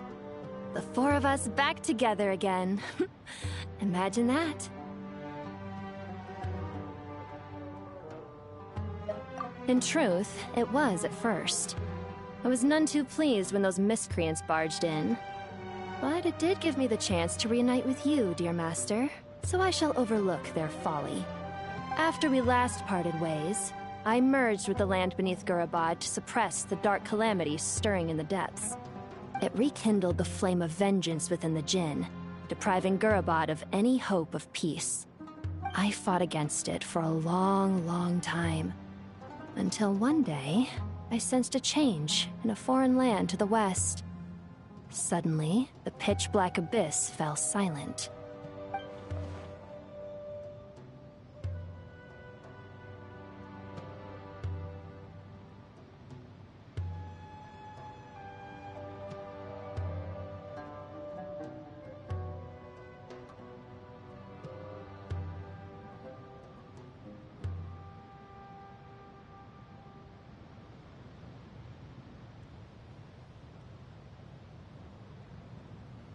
Once satisfied that that dark power could no longer bewitch the Jinn, I too fell into a deep slumber, from which I have only now awoken.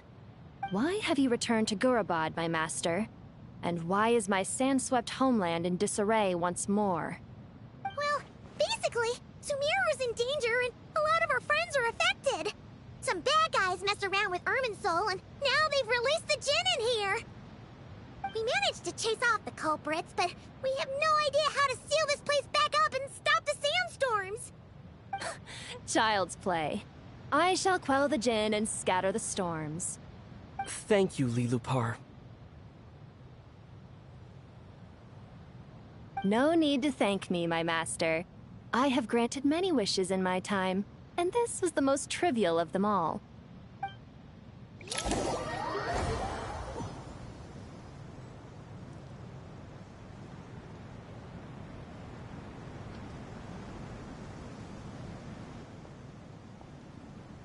The sandstorm's gone. The sun shines bright again. When I said that we'd meet again under a lovelier sun, this was exactly how I imagined it.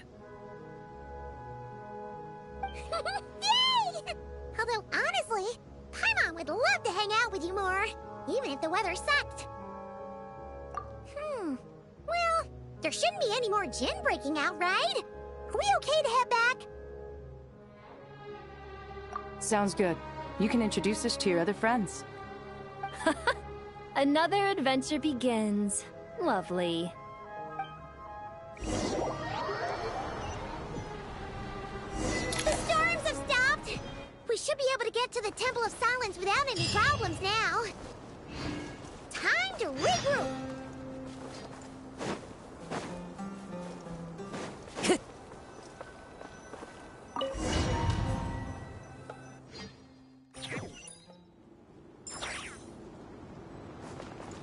Time to go.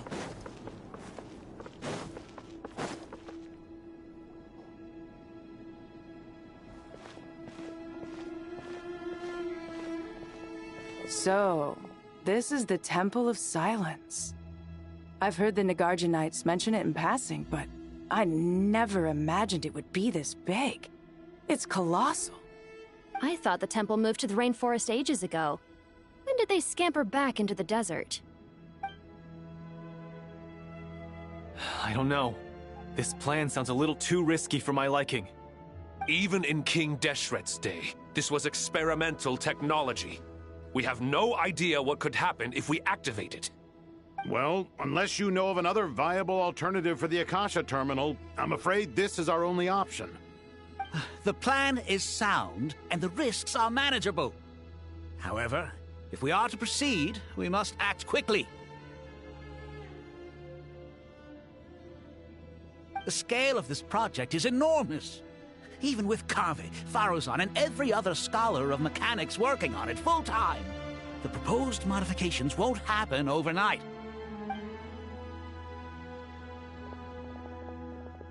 You're back. Everything all right?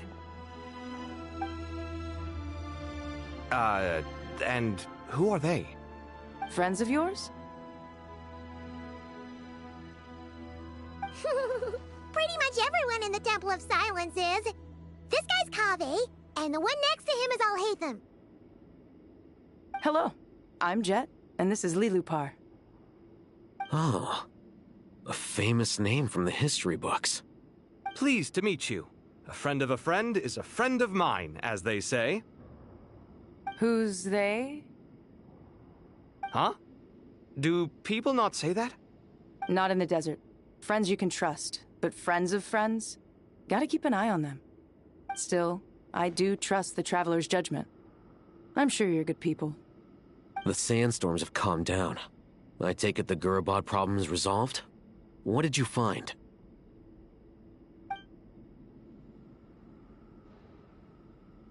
And after getting all smarmy with us, he trapped us there.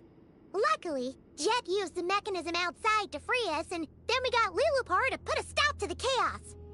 Wow. Thanks for being there to help them.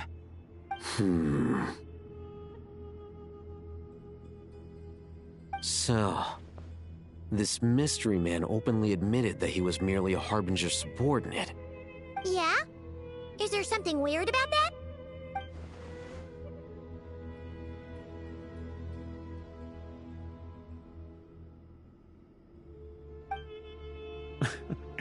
I assume you aren't naive enough to expect answers from an enemy. Well deduced. Our commander, Dottore, died in Nordcry.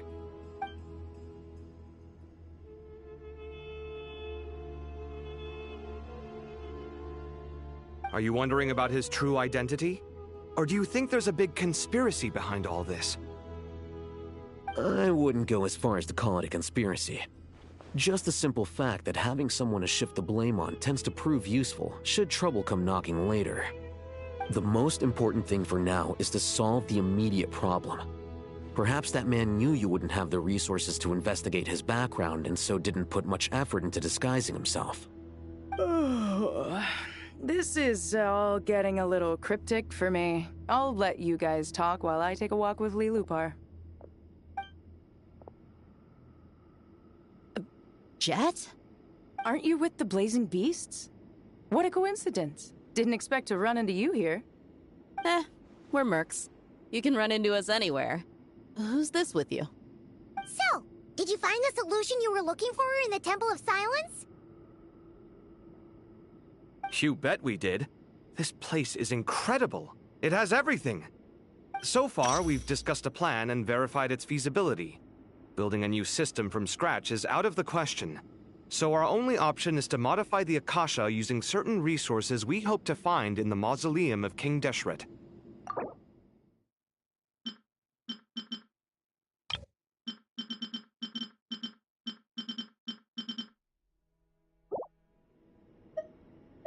According to certain sources in the Temple of Silence, there is a core device in King Deshret's mausoleum known as Aru.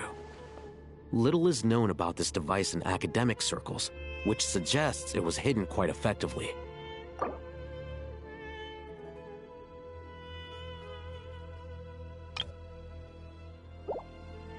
If these sources prove correct, the energy contained within Aru may be sufficient to power our Akasha renovation plan. However, this raises difficult questions regarding technological integration. The sages are still debating it. Yeah, but I'm sure they'll reach a compromise once they've argued it out. The people of the rainforest are always cautious when it comes to desert technology. But times of crisis like this leave us with little choice. Wait, Paimon has a question. Is this the same Aru we've heard of before? It's sealed off, right? Some sort of prison where the Goat King, Ibis King, and Crocodile King are locked up. Well remembered. Yes, that's exactly right. According to our records, Aru was the most brilliant creation King Deshret ever conceived of. Built by divine and mortal artisans working together. It was a miraculous accomplishment, and it lies hidden deep within the king's mausoleum to this day. That being said, what Aru actually does and why it was built, those are deep secrets we are not privy to. Until recently, I wouldn't have been optimistic that the place even exists. The only reason I'm inclined to believe it now is because we heard it from the Ibis King Thoth himself at his temple. The tale of how the 3 retainers of Al-Akhmar were imprisoned in Aru. Paimon totally gets that. When Paimon first heard about it, she thought it sounded pretty unbelievable too. Do you guys still remember that? The Ibis King told us they were trapped in Aru and that they had to answer 3 questions to get out.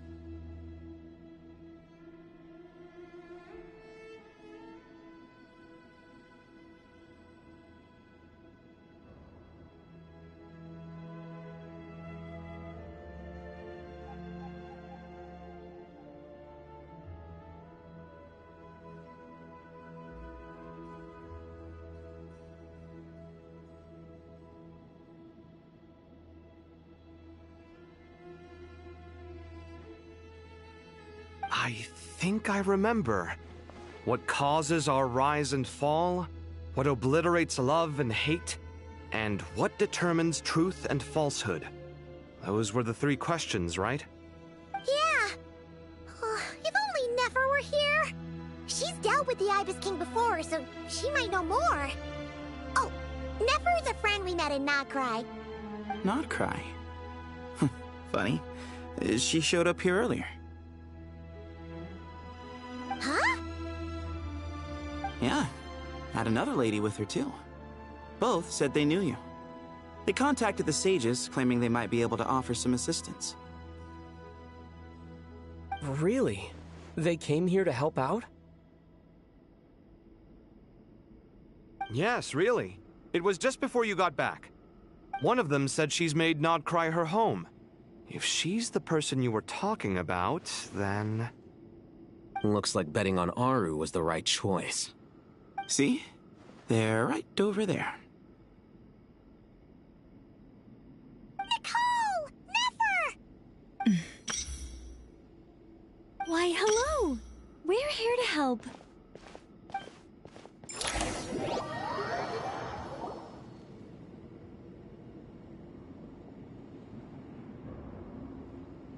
It's a good thing we left early. We almost got locked out. Locked out? What do you mean?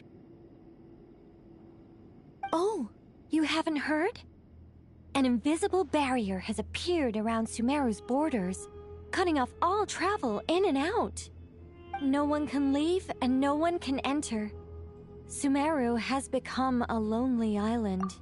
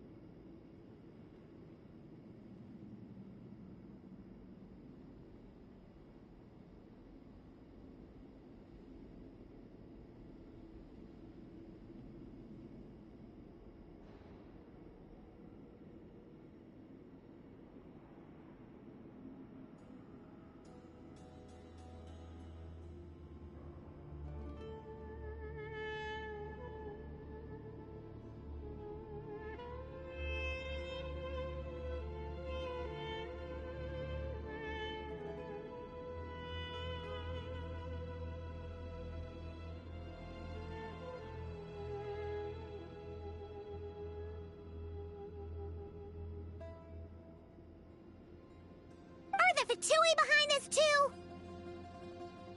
Actually, no. This has nothing to do with them. I suspect it's a defense mechanism within Irminsul itself. Irminsul is the source of Tevat's ley lines after all, and Sumeru is the nation closest to it. I imagine this function was put in place to seal the entire region off in the event of serious damage, preventing the disaster from spreading to the rest of Tevat. It may have been implemented long ago. But doesn't that mean that the people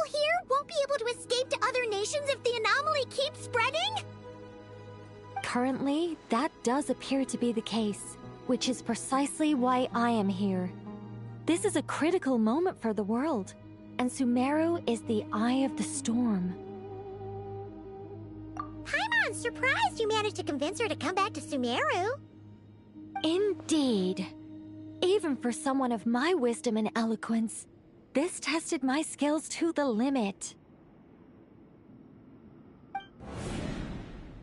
And why should it concern me that Sumeru's in trouble? Surely you don't think I still have feelings for that place? Judging by your tone, I suppose you don't. Sounds like you don't know much about my past. And here I thought you knew everything. All I know is that the Ibis King is the source of your power. He was quite a prominent moon envoy once upon a time, so I do know a thing or two about him. As for your past, I have ways to learn the full story if I wish to. But everyone has secrets they'd rather keep to themselves, wouldn't you say? I'm glad you see it that way, Miss Nicole.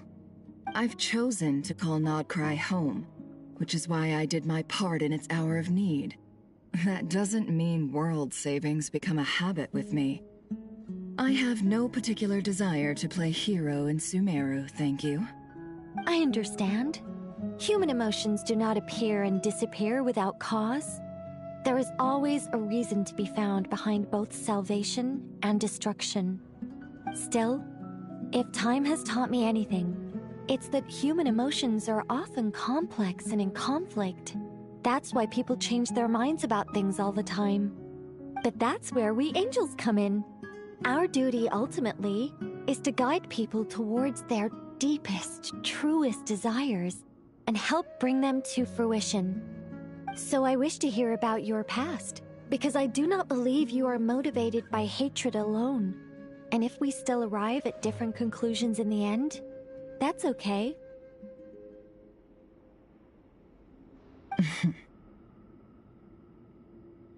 I refuse. Wait, what? But I set the atmosphere and everything. Isn't this supposed to be the moment when we finally open up to one another? Is it? Maybe I'm not so good at reading the atmosphere. You're right, Nicole. There's more to me than just hatred. Had it consumed me, I'd be left stuck in the past forever, never living in the present. But I don't think that your guidance can change my mind. The all-consuming sands, the bloodshed, both deserved and undeserved. Those old emotions cling to me like a shadow. Do you wish to shake them off? No. I hope to remember them forever. Those emotions and memories shaped me into the person I am today. They'll always be a part of me. In that case, would you like to hear my perspective, at least? Sure. It's not every day you get to hear an angel's opinion. A long, long time ago, when the angels still walked freely upon the earth, I found life tedious. Monotonous work, lukewarm relationships. Things weren't nearly as interesting as they are now. And yet, since the angels' demise, I have found myself missing those days on more than one occasion. Human emotions are often attached to a person, a place, or an object. When those things are gone, the memories quickly fade, and the emotions slip away along with them. If Sumeru were destroyed, both rainforest and desert would be no more. With the object of your hatred wiped from existence, it would not take long for the memories buried deep in your heart to slowly fade. Both love and hate are intense emotions, but they are nothing compared to the void left behind when they disappear. Most sophisticated, Miss Nicole. But anyone focused on the future could only ever applaud the destruction of the things they hate. Still, I'm a special case. Someone once told me that human memory is more selective than a Mora-hungry merchant choosing between customers. We all need a reality check once in a while, so we don't forget the truth.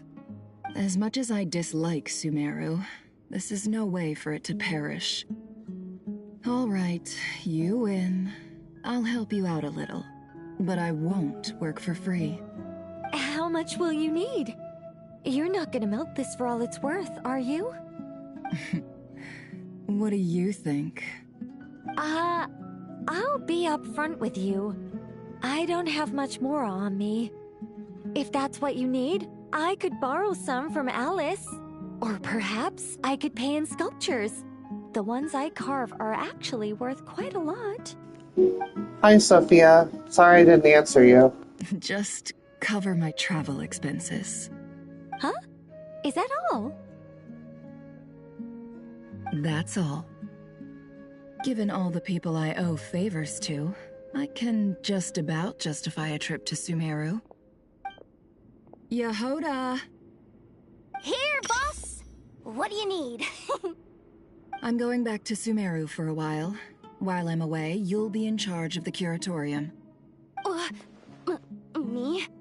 I'm in charge? Whoa! Don't worry, boss. You can count on me! And that was how the ingenious Angel Nicole brought you the perfect person for the job in your hour of need. Hip hip hooray! That was far more detailed than necessary. Not lacking in embellishment either. I never thought I'd return. Especially not the desert. But life doesn't always go as planned, I suppose. What's Candace up to? I don't think I've seen her yet. She's still taking care of things in our village. Should be joining us before too long.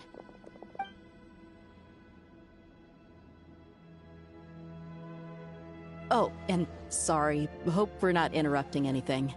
We have some good news, though. We're planning to go to the mausoleum of King Deshret to look for the legendary Aru, then use it to try and restore the Akasha system. According to records in the Temple of Silence, the mausoleum houses something called Aru's Chute, which can be used to establish connection with Aru. We still have some time before we leave, so there's no rush. By the way, who are these two new faces? Just call me Nefer. I'm based in Nodcry. Did I hear you mention Aru? Correct. Well, I happen to have a connection with one of the 3 retainers imprisoned inside, the Ibis King. I'm here to get things done, so if you don't mind, I think I should come with you. That sounds perfect. Miss Nefer, are you from the desert by any chance? Why do you ask? I don't know. There's a familiar air about you. Plus, you mentioned Candace. Sorry, I don't mean to pry. It was just a random thought. I'm Dia, an Eremite mercenary. My work usually keeps me out in the desert. I'm on good terms with Dory, and she's mentioned you all before. It's nice to finally put faces to the names. However, my associate here is probably less well acquainted with you. Why don't you all introduce yourselves? Actually, I'm a little better acquainted than you might think.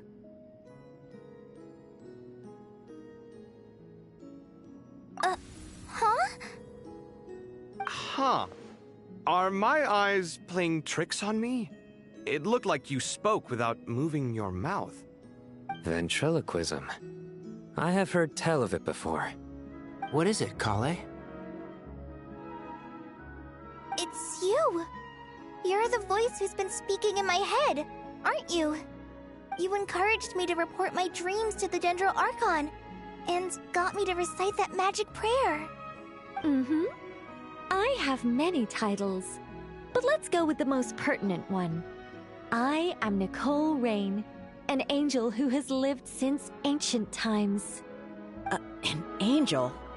Sounds like a big deal, but, what exactly is an angel? Oh, Well, we're a rather long-living race of beings. Not gods, technically, but we can still tell you a lot of stories from ancient history. Yep, and she's also an amazing sculptor. You could say she's a real creative type. Well, ma'am, if both the Traveler and Paimon give you rave reviews, you must be pretty impressive. Oh, please don't call me ma'am. I find it so awkward when people get too formal with me. Just relax and be yourselves. No need to be nervous. Miss Nicole, if it's okay, could I ask you a few questions? Yes, you may. I can see your heart is filled with confusion, and you are desperate for answers. I also know which questions you want to ask me. Why did you dream of Sumeru City in disarray? Why did those verses soothe the Jinn only when recited by you? I can guide you to the truth, but it involves a personal secret of yours. I'd prefer to speak with you alone, if possible.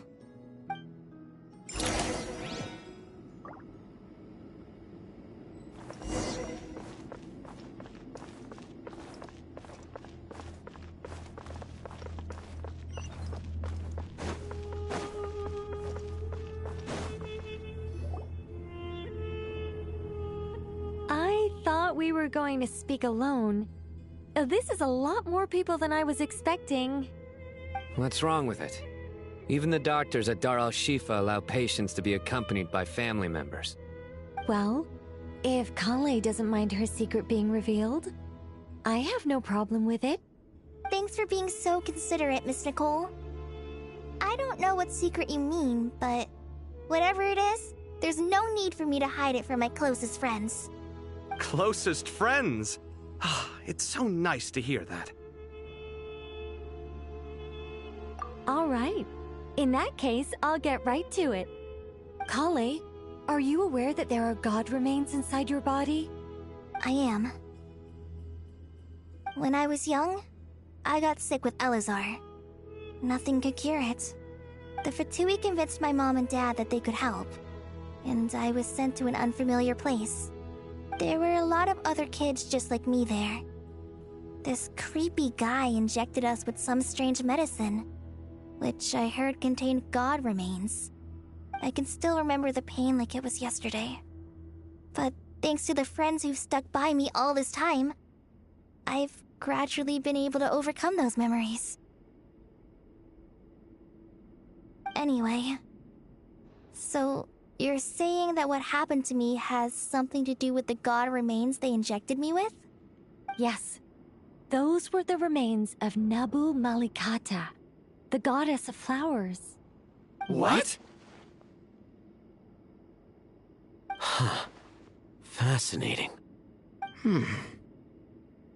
You don't seem surprised like the rest of us. Why? The possibility crossed my mind when Kale recited the Goddess of Flowers song and calmed the Jinn. You made Paimon jump! What are you doing here, Lilupar? I was merely passing through when I heard the name of the Goddess of Flowers. Be assured that I share your surprise. You, with the hat. Are you certain? I sense no trace of the Lord of Flowers within her. Well, it is a very small fragment. Unless special methods are used to manifest its power, even her closest acquaintances would find it near impossible to detect. After the goddess passed away, her remains were scattered across the desert. King Deshret gathered all the pieces he could find and buried them in the Eternal Oasis. But some fragments remained unaccounted for. Eventually, the Fatui must have found a way to track some of them down. Presumably for use in some experiment. It's not an uncommon occurrence. You're more shaken than I thought. In one sense, you've been extraordinarily lucky. So many people who yearn for this kind of power never attain it, yet you have coexisted with her all this time without even realizing it. I don't know what to say. I'm glad that I could help everyone with this power, really. But knowing that a fragment of the Goddess of Flowers is inside my body is... It's a strange feeling. Well, people value their autonomy very highly. Even a well-intentioned intruder can shake one's sense of self. I understand how you feel, Kale. But once you get used to it, you'll find it's nothing to be concerned about. Huh. I guess you, of all people, have a good reason to speak on this. 2 good reasons, in fact. Incidentally, 3 is the maximum number of Hermanubis' Ba fragments that I could bear.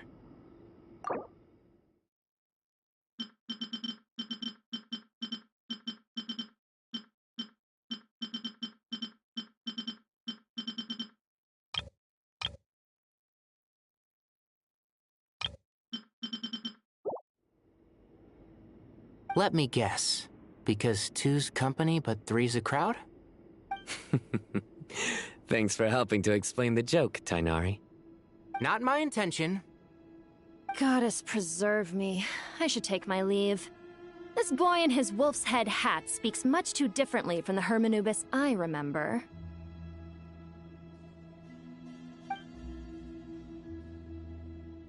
Kale, all I'm trying to say is, no matter how many Hermanubis fragments there are within me, you wouldn't think of me as Hermanubis. In the same way, you are simply you. Yeah, I know what you mean. So about that dream I had, was it a warning from the Goddess of Flowers? Yes. Just like me, she was an angel created by the primordial humans, born with the instinct to guide living beings. Though her body and soul have perished, her essence retains its natural instincts. Even her smallest remaining fragments would do their utmost to send you that warning. The Mother of Dreams? Lord of Flowers and Oases? She must have had a premonition. That is why she gave that dream to you. We won't let our efforts go to waste. But I still don't understand. Why me? Yes. Why indeed? You weren't the only one injected with God remains, but only in you have her fragments persisted. I suspect it may be because of the firm will you showed in the face of suffering. She was likely assimilated by that will. Of course, this doesn't mean you have to shoulder any extra responsibility. As this young man said, you are who you are, and that will not change. All right. Any further questions from the family members of the patient? If not, we should head to the mausoleum of King Deshret. Let's move out. Time to put our plan into action. We all hope it'll work. But will we really be able to open Aru? And even if all 7 pillars of King Deshret agree to let us proceed, the scale of the work to follow is daunting, to say the least. Haven't you handled other big projects before? I mean, the biggest project I've worked on to date is probably the Palace of Alcazarzaray, I guess? But this is orders of magnitude beyond that. It's a total nightmare. Look on the bright side. At least this time you're actually here when Sumeru needs you most. You won't have to come asking me for details after the fact. Mock me all you want.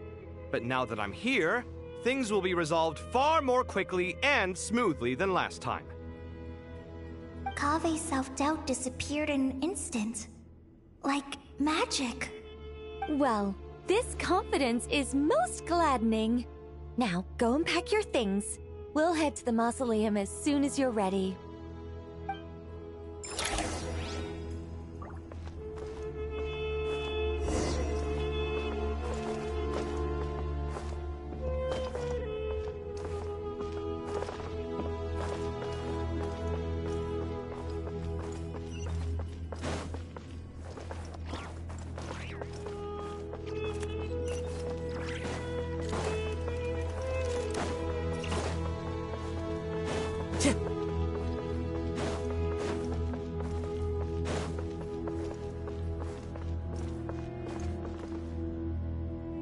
Oh, Miss Nicole. I heard you're a very talented sculptor. Is that true? Oh, I don't know. I wouldn't want to blow my own trumpet. Honestly, even though Kasharawar is best known for its focus on mechanics, Plenty of Kasharawar scholars are quite serious about sculpting as a hobby. So if they rate your work, that's enough for us. We just have to take a look. Who's we? Myself and a few other scholars. Kashif, Daneshvar, come take a look.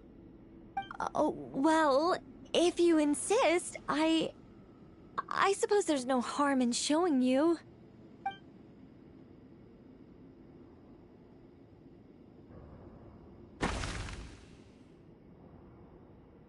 Whoa! Where did that come from? Look at the level of detail. It's so lifelike. The squirrel descends from the heavens like a champion, and the earth trembles beneath its feet. What do you think? Striking, isn't it? Kaveh? Kaveh, come here for a sec.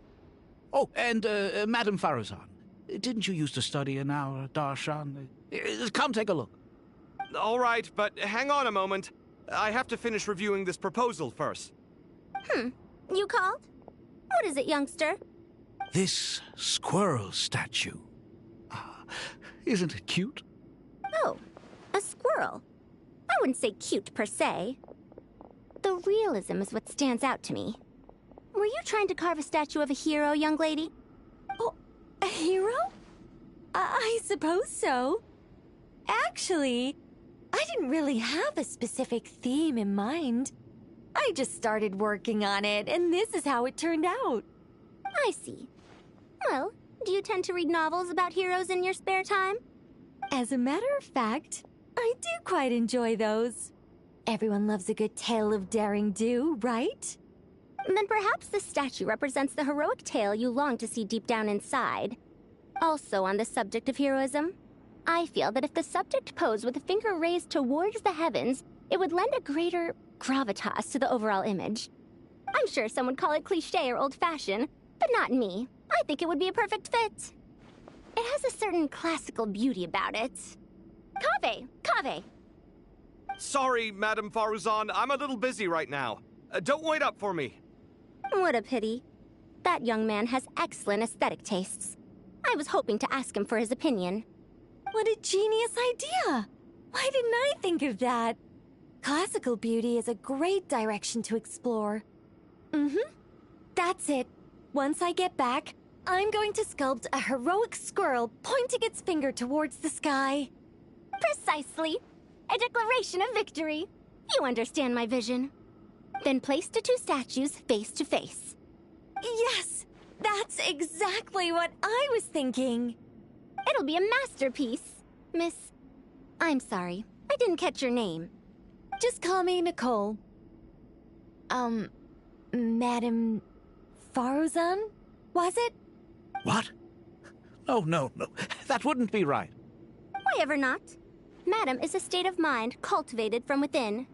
Anyone may call me Madam if they so desire. My dear Miss Nicole, once we make it through these trying times, should we have the pleasure of meeting again, I shall look forward to seeing your new work. In this day of age, it's rare to find people with an appreciation for classical aesthetics. Meeting you was truly a pleasant surprise. Honestly, I feel the same way. It's been a long time since I met anyone interested in this style of statue. Clearly, they don't call you Madam for nothing. Also, I have to say, you're a very good judge of character. Because when I think about it, I really am someone who likes stories about heroes. That must be why I've quietly kept watch over generation after generation of them. Sorry, keeping watch over heroes? What exactly do you do for a living? Oh, never mind that. Let's not tell Madame Faruzan about Miss Nicole's true identity for now. Good idea. Let's limit the conversation to aesthetics.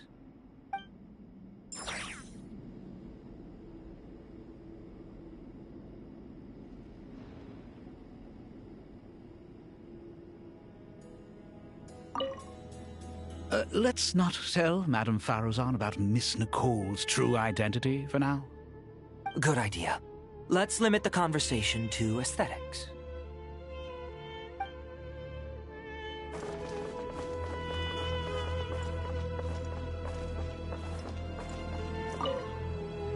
What's wrong? You look a little depressed. Kale got a fragment of the Goddess of Flowers, and all I got was one of the 7 pillars who served under King Deshret. I lost out, didn't I? That's what you're upset about? You're such a child.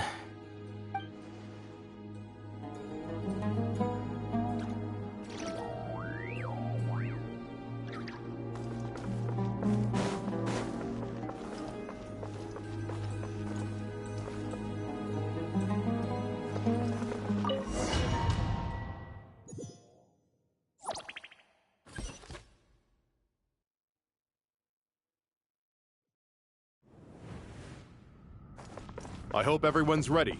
We'll be arriving at our destination very shortly.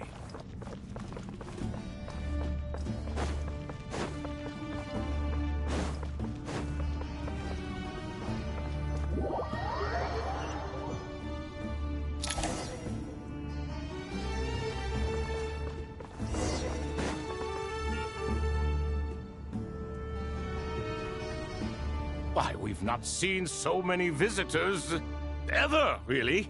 What is this place now, a tourist attraction? Ah, closer inspection reveals many familiar faces. To what do we dusty old fellows owe the honor? Surely you're not just here to chat. You surmise correctly. We are here to carry out a rather enormous project. Ho, enormous, you say? How large, then? Larger than the gaping void in our lives? Why, you've even put a smile on Goatee and Crocco's faces. All this activity is making for quite the special day.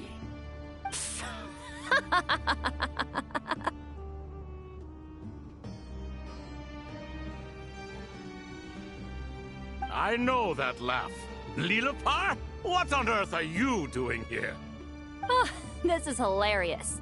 Turns out good things really do come to those who wait. As long as you stay alive long enough. When did you 3 get locked up in here? And still you act all high and mighty, putting on a show for the younglings. Truly hysterical. Why, you...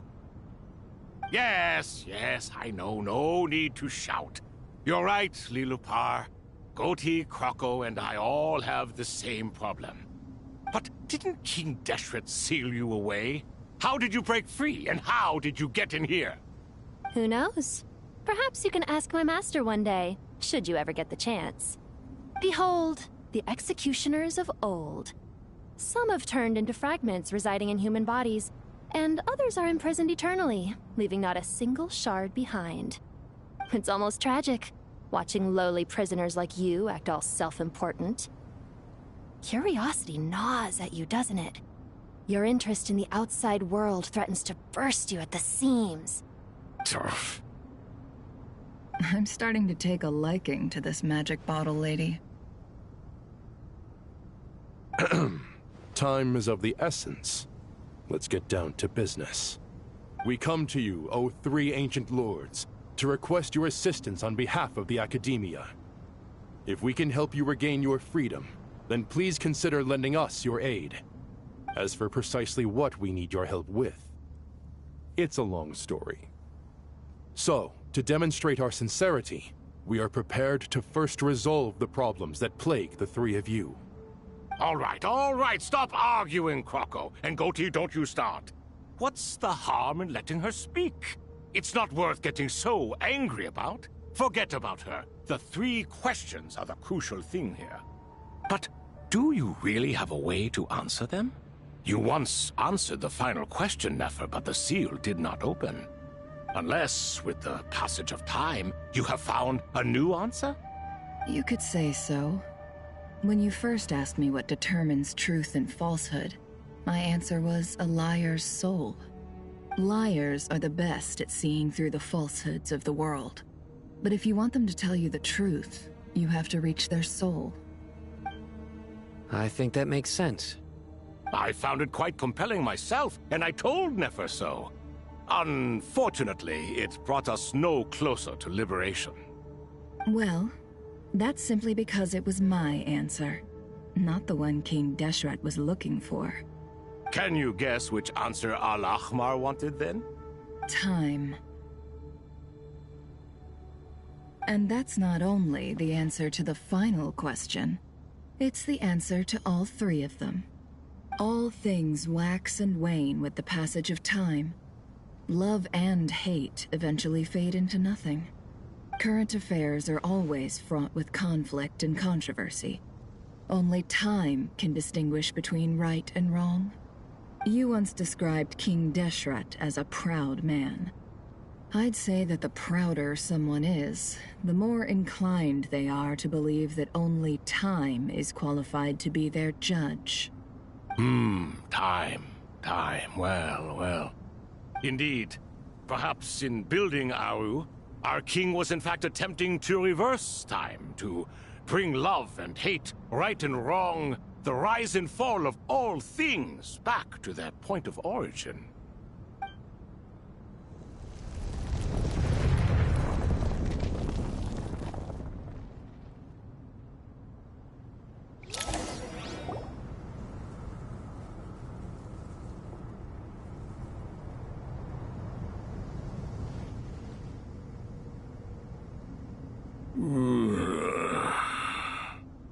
This is the most eventful day I have experienced in a long time.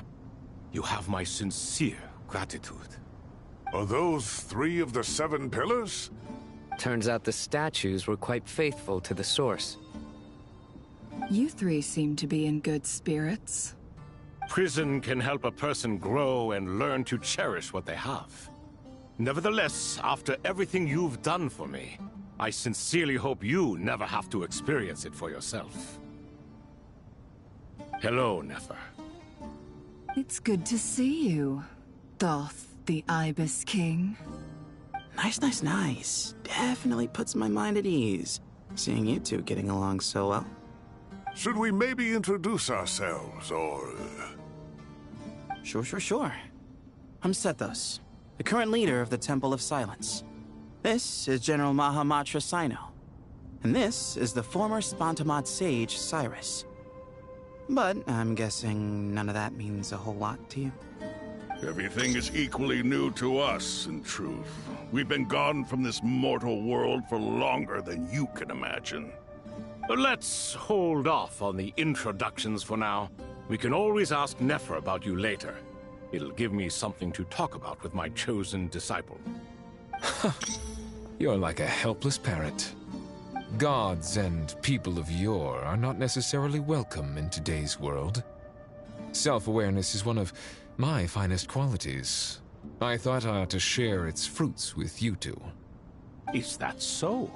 Well, I think we'll take it in stride, just as we did with the 3 questions. Let's not forget, it was my persistence that won you both your freedom. Fair point. I have to applaud your persistence. And I must praise you for your wisdom. Now, state your wishes, young ones. I'm sorry? Why, your tremendous accomplishments deserve a reward, do they not? You must let us do something for you in return. General Mahamatra, what do you think? I won't beat around the bush. Sumeru is facing a crisis the likes of which have never been seen before.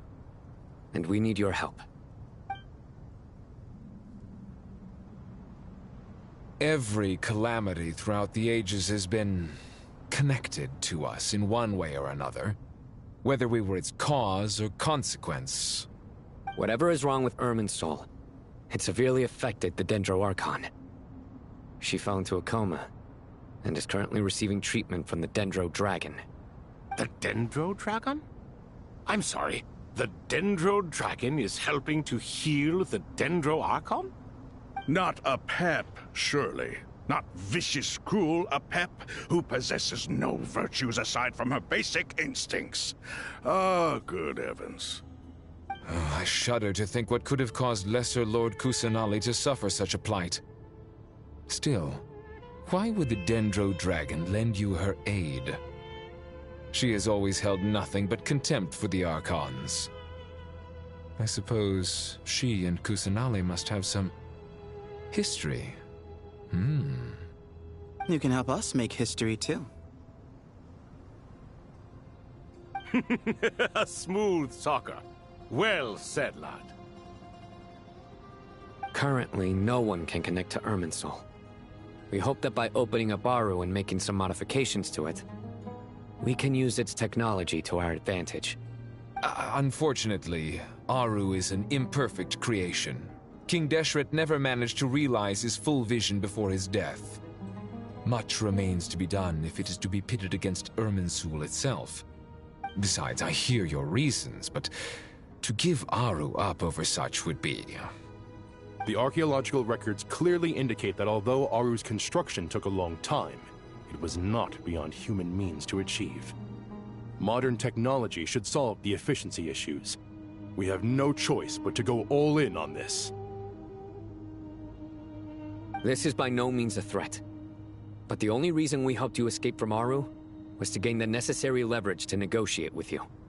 You asked us to state our wishes, and we have. Each one of us here needs your help, as do all the thousands of people living in Sumeru. They need you, and they need Aru. What do we think, my fellow old fogies? Shall we lend our support or not? Since you ask so nicely, naturally. Naturally what? Are you for or against? I simply mean we shall do what comes naturally. You claim that you wish to open Aru. Know you then that the golden slumber created by King Deshret is preserved within?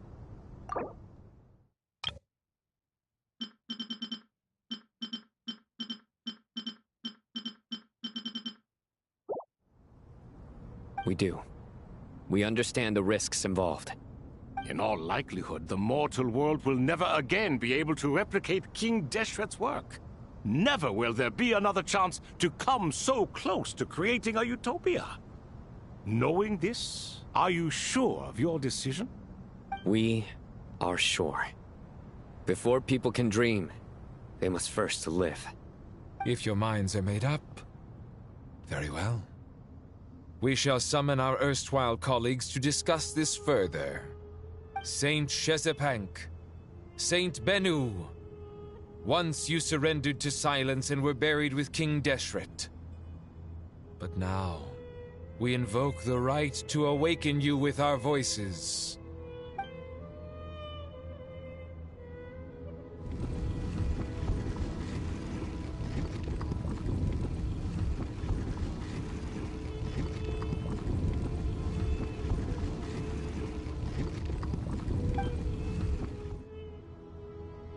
Saint Bennu, responding to your call.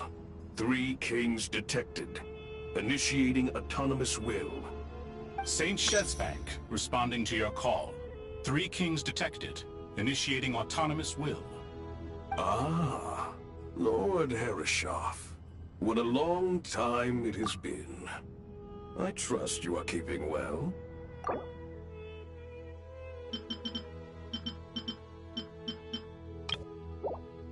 Then your trust in my well-being has long outlived your physical body. You have always opened with that same phrase, in life, death, and now even beyond. Al-Akhmar is long gone. What is the reason for this meeting? You're awake? Good. We are voting on whether to give the people of present-day Sumeru access to Aru and permit them to perform technological renovations. You have the right to support or oppose the motion. Aru is the pride of Al-Akhmar. Opening Aru requires the unanimous consent of the 7 pillars. I hope you have a convincing reason to present to us. Sumeru is currently in the midst of a major calamity. Let us not forget that while Al-Akhmar was a stern ruler, he was also a teacher of wisdom. A god without his people shall cease to exist, and King Deshret's greatest wish was to provide protection for his people. Let us then honor our God King's wishes as we consider our decision. I do not mean to mock these proceedings, but what is the point of a unanimous vote when we know that the last of the 7 pillars, the Dendro Dragon Apep, will never communicate with us? This will no doubt surprise your mechanical mind, and I have no intention of trying to persuade you it is true. But APEP is, in fact, healing the Dendro Archon as we speak. Huh? Can someone attest to this? Do we have any proof? I ask the three kings, can any of you vouch for the truth of this claim? Naturally, the Ibis King, Thoth. What? It was Thoth's disciples who revealed the truth to us. We need not debate its veracity. Simply let Thoth bear accountability. That way the rest of us may have a clear conscience.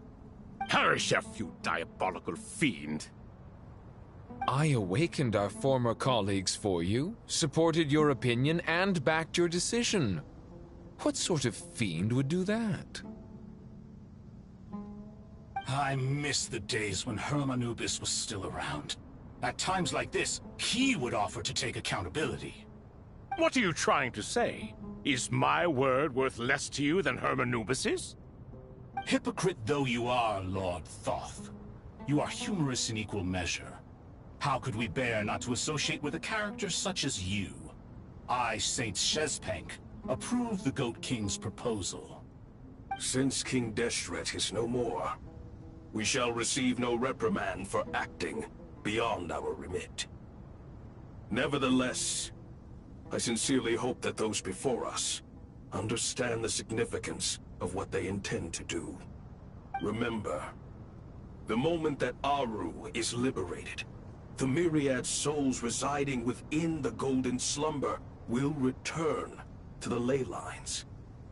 And once the ley lines flow again, these souls shall in turn be received by Irminsul. To take this step is to bring the perfect afterlife created by our king to a permanent end. We understand that well, and we have decided to proceed regardless.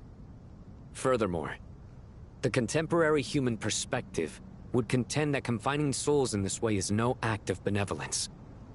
The deceased have a right to rest in peace. King Deshret's creation is clearly a place of rest and peace. It is just that many do not see it this way. But no matter. Saint Binu approves. Hermanubis' representative and the Dendro Dragon Apep made their choice ahead of time, while the Goat King, Ibis King, and Crocodile King have also granted permission to liberate Aru.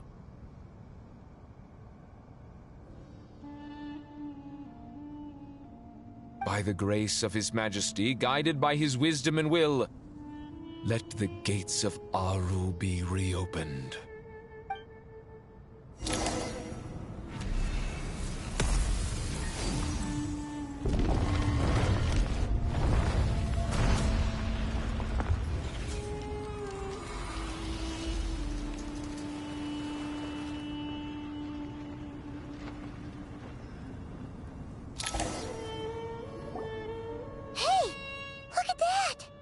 What's this? Are we under attack?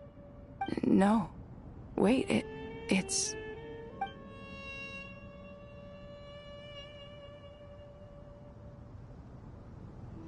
Here you are. Through the sands of time. I see you. Father. Father, is it really you? It's Jet's father, Jibriel! That's right! He entered the Golden Slumber, didn't he? I smell blood and sand on you. You've grown. Strong as a wild beast, and without shedding a tear. You have to leave, don't you? Please, just answer me this. What should I do for you? This meeting is a blessing from the gods. My soul, once imprisoned along with that of Samael, is finally free. I am truly grateful for the chance to see you again. That the dead should meet the living is itself a miracle. One brief, precious moment is enough. Enough to set my heart at ease. Do not weep for me, Jet. I know you will accomplish many great things in your life. You will go further and climb higher than I ever did. All I ask is that you take good care of yourself.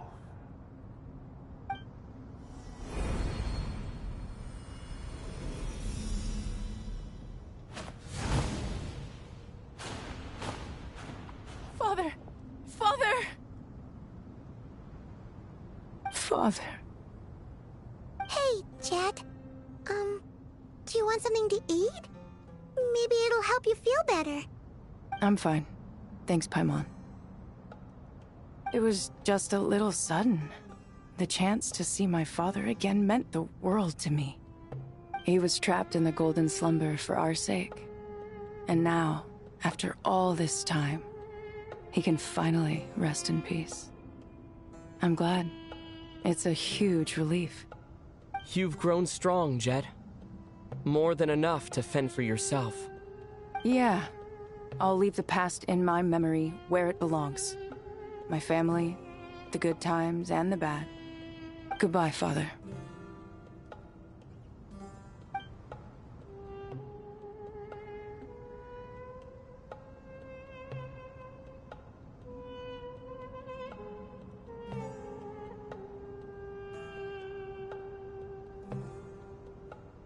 Ah, me, what a touching reunion that was.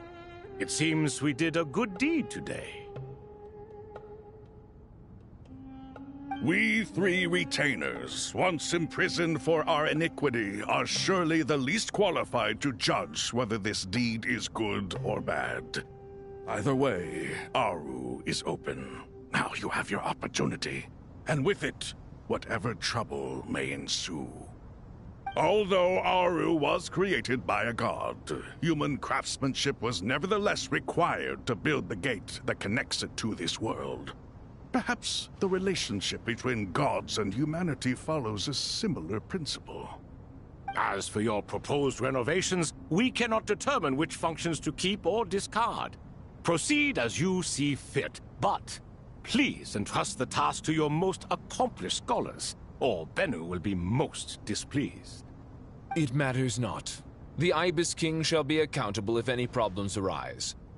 Ibis, you chose to take on disciples, and so it follows that you must accept the risks of associating with humans. If I'd known you'd be like this, I would have locked all of you away in Aru, never to leave again for all eternity. All of us? What does this have to do with me? Vilify me no further. Scholars, since you have liberated Aru, allow me to present you with a gift. Using Aru's power, we shall install a defense mechanism at our king's mausoleum. You must be guarded even against Irminsul itself. This shall afford you some convenience. Unseen and unheard. From this moment forth, none may by sight or hearing perceive anything said or done within the mausoleum. Amazing.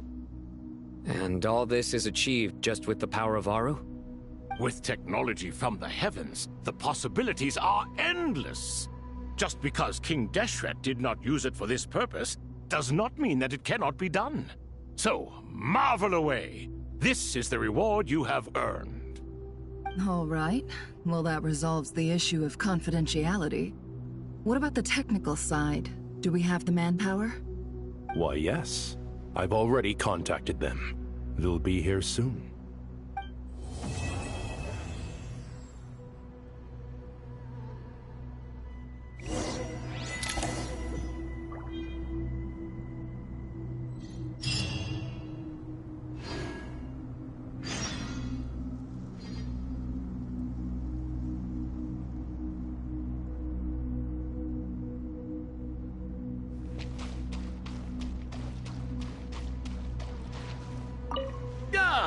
Fresh air. A wondrous feeling. Naturally. I have a sudden urge to stretch my legs. Can anyone recommend a suitable leisure activity? I might have had some recommendations for you were this the past, but here and now, for someone who has just left prison, there could be no greater joy than simply being outside of it at last. I could not agree more.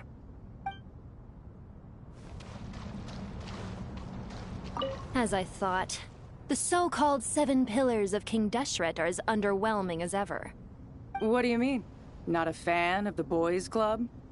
As men, as individuals, and even as gods, they are entirely undeserving of my attention. Al-Ahmar once commanded me to select a king from among the people, so naturally my eyes will open only for one who is worthy. Ugh. Can we talk about something else? It all sounds pretty complicated, and I haven't read that many storybooks. You think this is a mere story?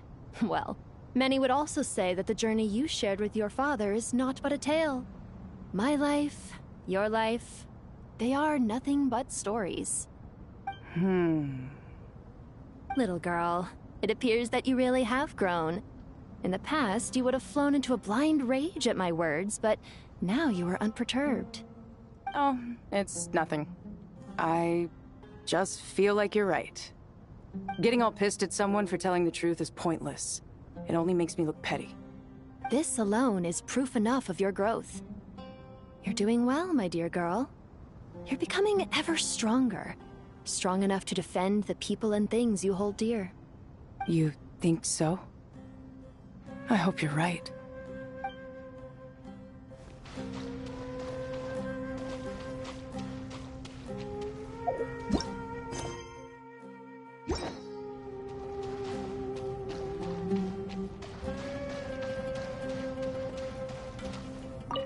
You must be Sethos, the successor to the Temple of Silence. Hello. Yup. That's me. Nefer, right? That's what I heard the others calling you. Judging by your outfit, I'm guessing you come from the desert too? That's right. Started off in the desert, went to the rainforest, then went from there to Nodcry, where I work as an intel broker. Huh. Well, this is interesting. You don't seem to talk about yourself all that much. Yet here you are, volunteering your life story to me. However abridged. Maybe I'm looking to make some new friends. I like making friends too. I'm easier to talk to than Sino and a little more streetwise than Tainari. Which is why you came over this way, giving me the chance to strike up a conversation with you. Was I that obvious? I think you did fine. You were mindful of my attitude and hoped to lure me in through sentiment. Lure you in isn't exactly how I'd put it. I see it more as an invitation. An invitation to what? To put down your luggage. Lay down your burdens. To return to your homeland. And be truly welcome in the place you once felt so estranged from. You're a more interesting heir to Bamun than I was expecting. Since you're familiar with my grandfather, I'll assume you're aware of our situation. I'd like to make friends with you. And I think you'd be a great asset to us. Not to mention the power you and I both hold. Originally belonged to the same organization. Aha. There we go. Now we're getting somewhere.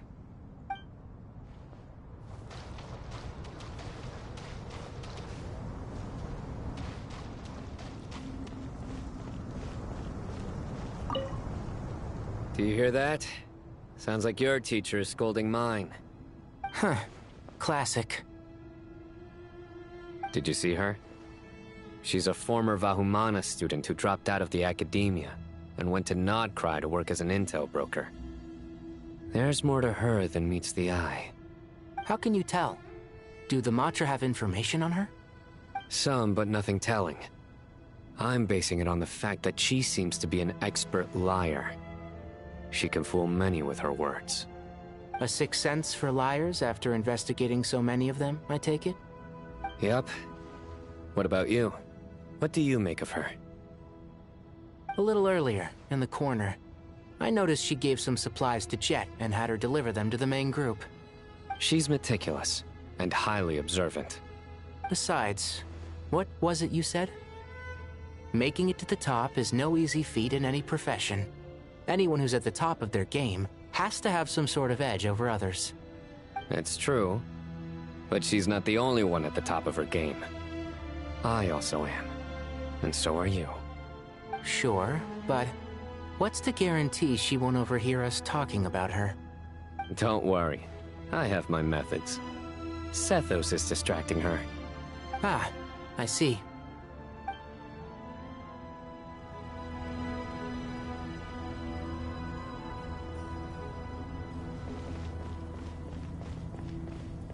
What's that prize student of yours up to? What do you think? Whatever yours is up to, mine is up to as well. And Kali's with them too, I suppose? These kids? Oh, impossible to tear apart. Our elders always said that our school days would stay with us forever. Given how long those school days last, that rings doubly true in Sumeru. No? Well, that's a fate that I certainly didn't manage to escape. Settled as I am with you, and Zaha Hadi. Oh, tired of us, are you? Speaking of Zaha Hadi, the last time we met, she also mentioned you completely out of the blue. Something about how you used to doodle all over your books. That's the least of what I got up to when I was studying. She said that you once circled the name of the murderer in a detective novel, and that, just in case someone missed it, you even wrote, "The murderer is so-and-so" as a hint on the title page, no less. Did I now? I suppose I always was the creative type. Oh, laugh it up. Young Cyrus really was a budding genius, wasn't he? Full of wild ideas, more like. And if you ask me, he hasn't changed a bit. A living, breathing example of what I was just saying. Ha! Look who's talking. You've been this uptight as long as I've known you. You know what? Let's leave it at that. We're too old to change each other now. Truth be told, you should probably keep an eye on Sino and his friends. We'll all need to tread more carefully than we used to. I will. Take care of yourself too, all right? Don't let the pressure get to you. Okay, everyone, that is the end of Act 9. We will do Act 10 later when I get home. I look forward to it. Everyone have a great day. I'll be back later. Bye.